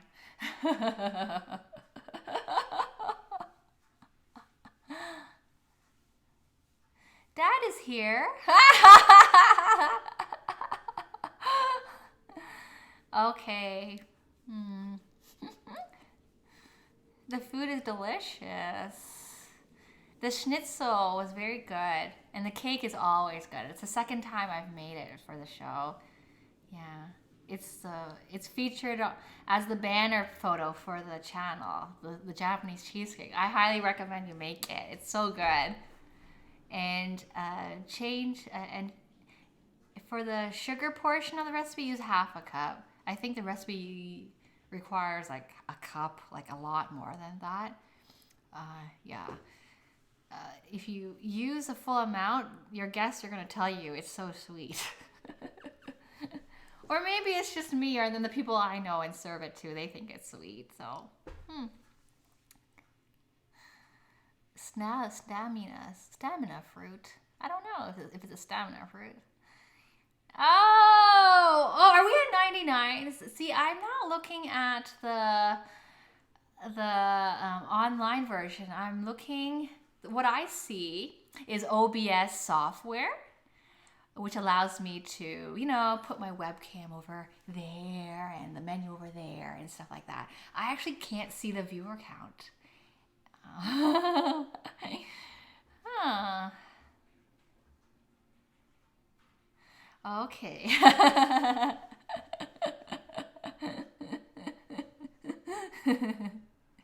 Thanks for including Dad in the chat. It's he does a lot of work. The person you see is me, and you talk to me obviously, but Dad is a very big part of this production. He does a lot of work. You don't see him, but everything in this setup, it's all him. So give him a round of applause. He can't hear you, but in spirit, he definitely deserves a lot of credit for doing all of this. Like, I didn't know how to do this setup, and he made it seem like a piece of cake to do this setup.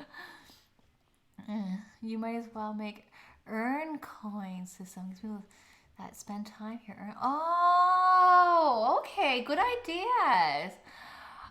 Okay, gold nuggets. Okay, so maybe it would be a food related thing, like maybe dumplings or what. Maybe not Asian, because I don't want to be like, oh, because I'm Asian, then like I don't want it to seem like I'm always cooking Asian stuff. I want to, I have the Schnitzel here, the chicken soup. I know the Japanese cheesecake's Asian. I got to show the the international inclusiveness of this channel. So I'll think of something. Yeah. That's a really good idea.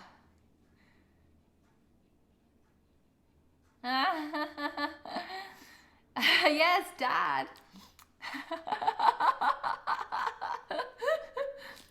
Yeah. Yeah. My dad calls my mom Mom. He'll say, Mommy.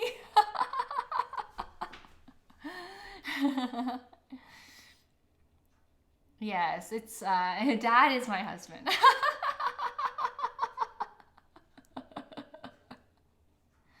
Golden cake. What's golden cake? Is it a cake called golden cake?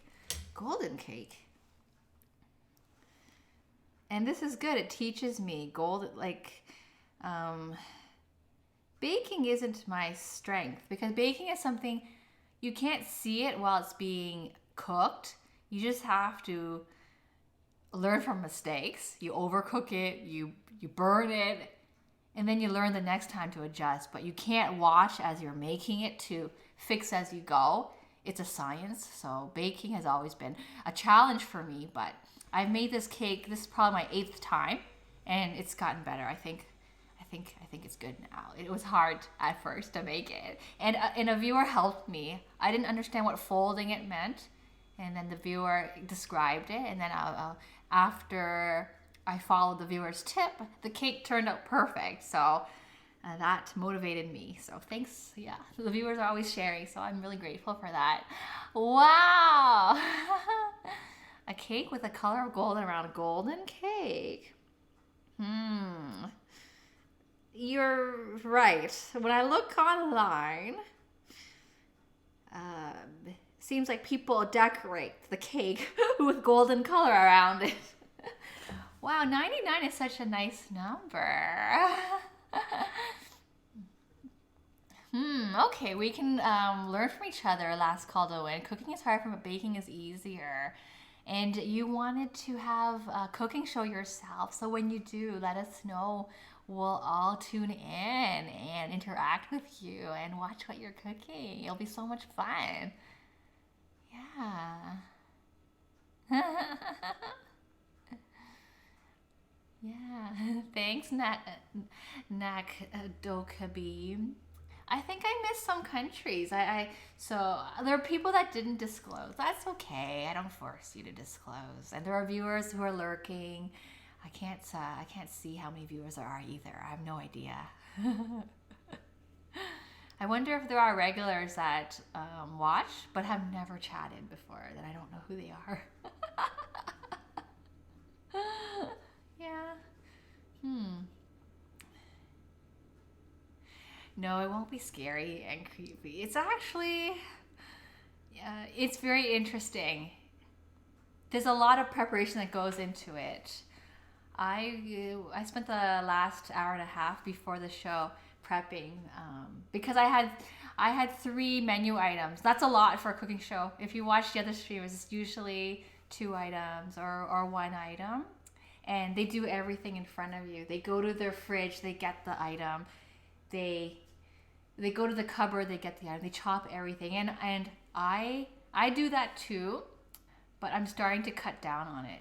Do some prep before the show so that I have time to interact and share and talk, because I find that if I'm preparing everything in front of you, I can only make 1 item, because everything, there's more going on. There's your preparation and there's your interaction going on. But today, since I had 3 items, I had to prepare some stuff. I pre-measured the flour. I had opened up the cheese for the cheesecake. I had all these bowls and equipment set out already so that I wouldn't be walking around looking for them. The reason I have an earth in front of me was that I went around the globe to point out where the viewers are from. We generally have people, to sum it up, from Europe, North America, and Central America in today's stream. Yeah, Europe, we have Sweden, Germany, Poland, England, and we have, so that's Europe. And we in the Americas, we have Canada, US, and Costa Rica. No, I'm not eating the globe. Yeah. That's right. Oh, you're on today, Sparkling. Hi there. And are you in Japan? You're in Japan, is that right? You're Swiss, but you're living in Japan. And I made a Japanese cheesecake. It's you should try it. Yeah. Okay. So it is 2 p.m. Oh, I got it wrong. Uh-oh. That was someone else. Thanks so much for following. You're my 100th follower. Thank you so much for allowing me to reach this level. This is an important milestone. And I really look forward to sharing a lot more with you.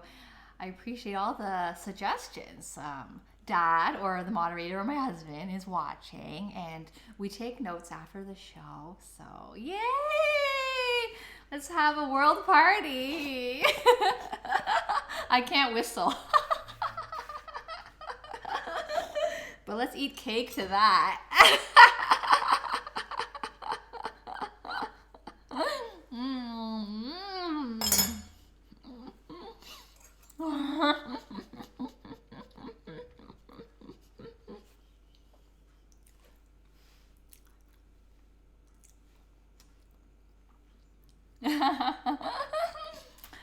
All right.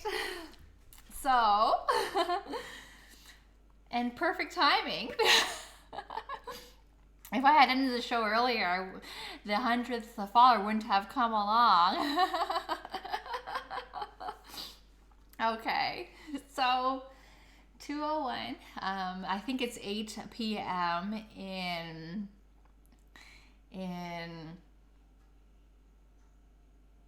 Germany, right? It's 8 p.m. in Germany. And I won't keep you. You can enjoy your Saturday night. If you're in the Americas, you can enjoy the rest of your day. And please read 8 p.m. in Sweden. Okay. Yes. You were the one who told me earlier that it was 4 p.m.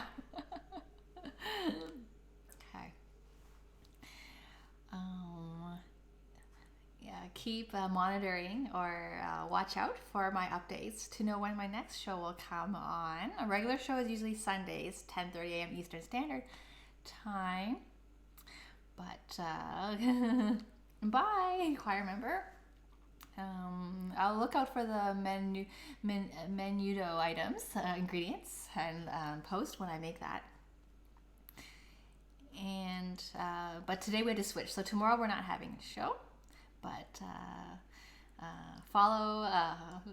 watch out for my updates. We should be having another show on Sunday. We always have at least once per week, and over the holidays we had up to 3 per week too. All right, take care. Love you guys. Thanks for making this stream as fun as it is. And join us again for some more cooking for fun. Bye. See you next time.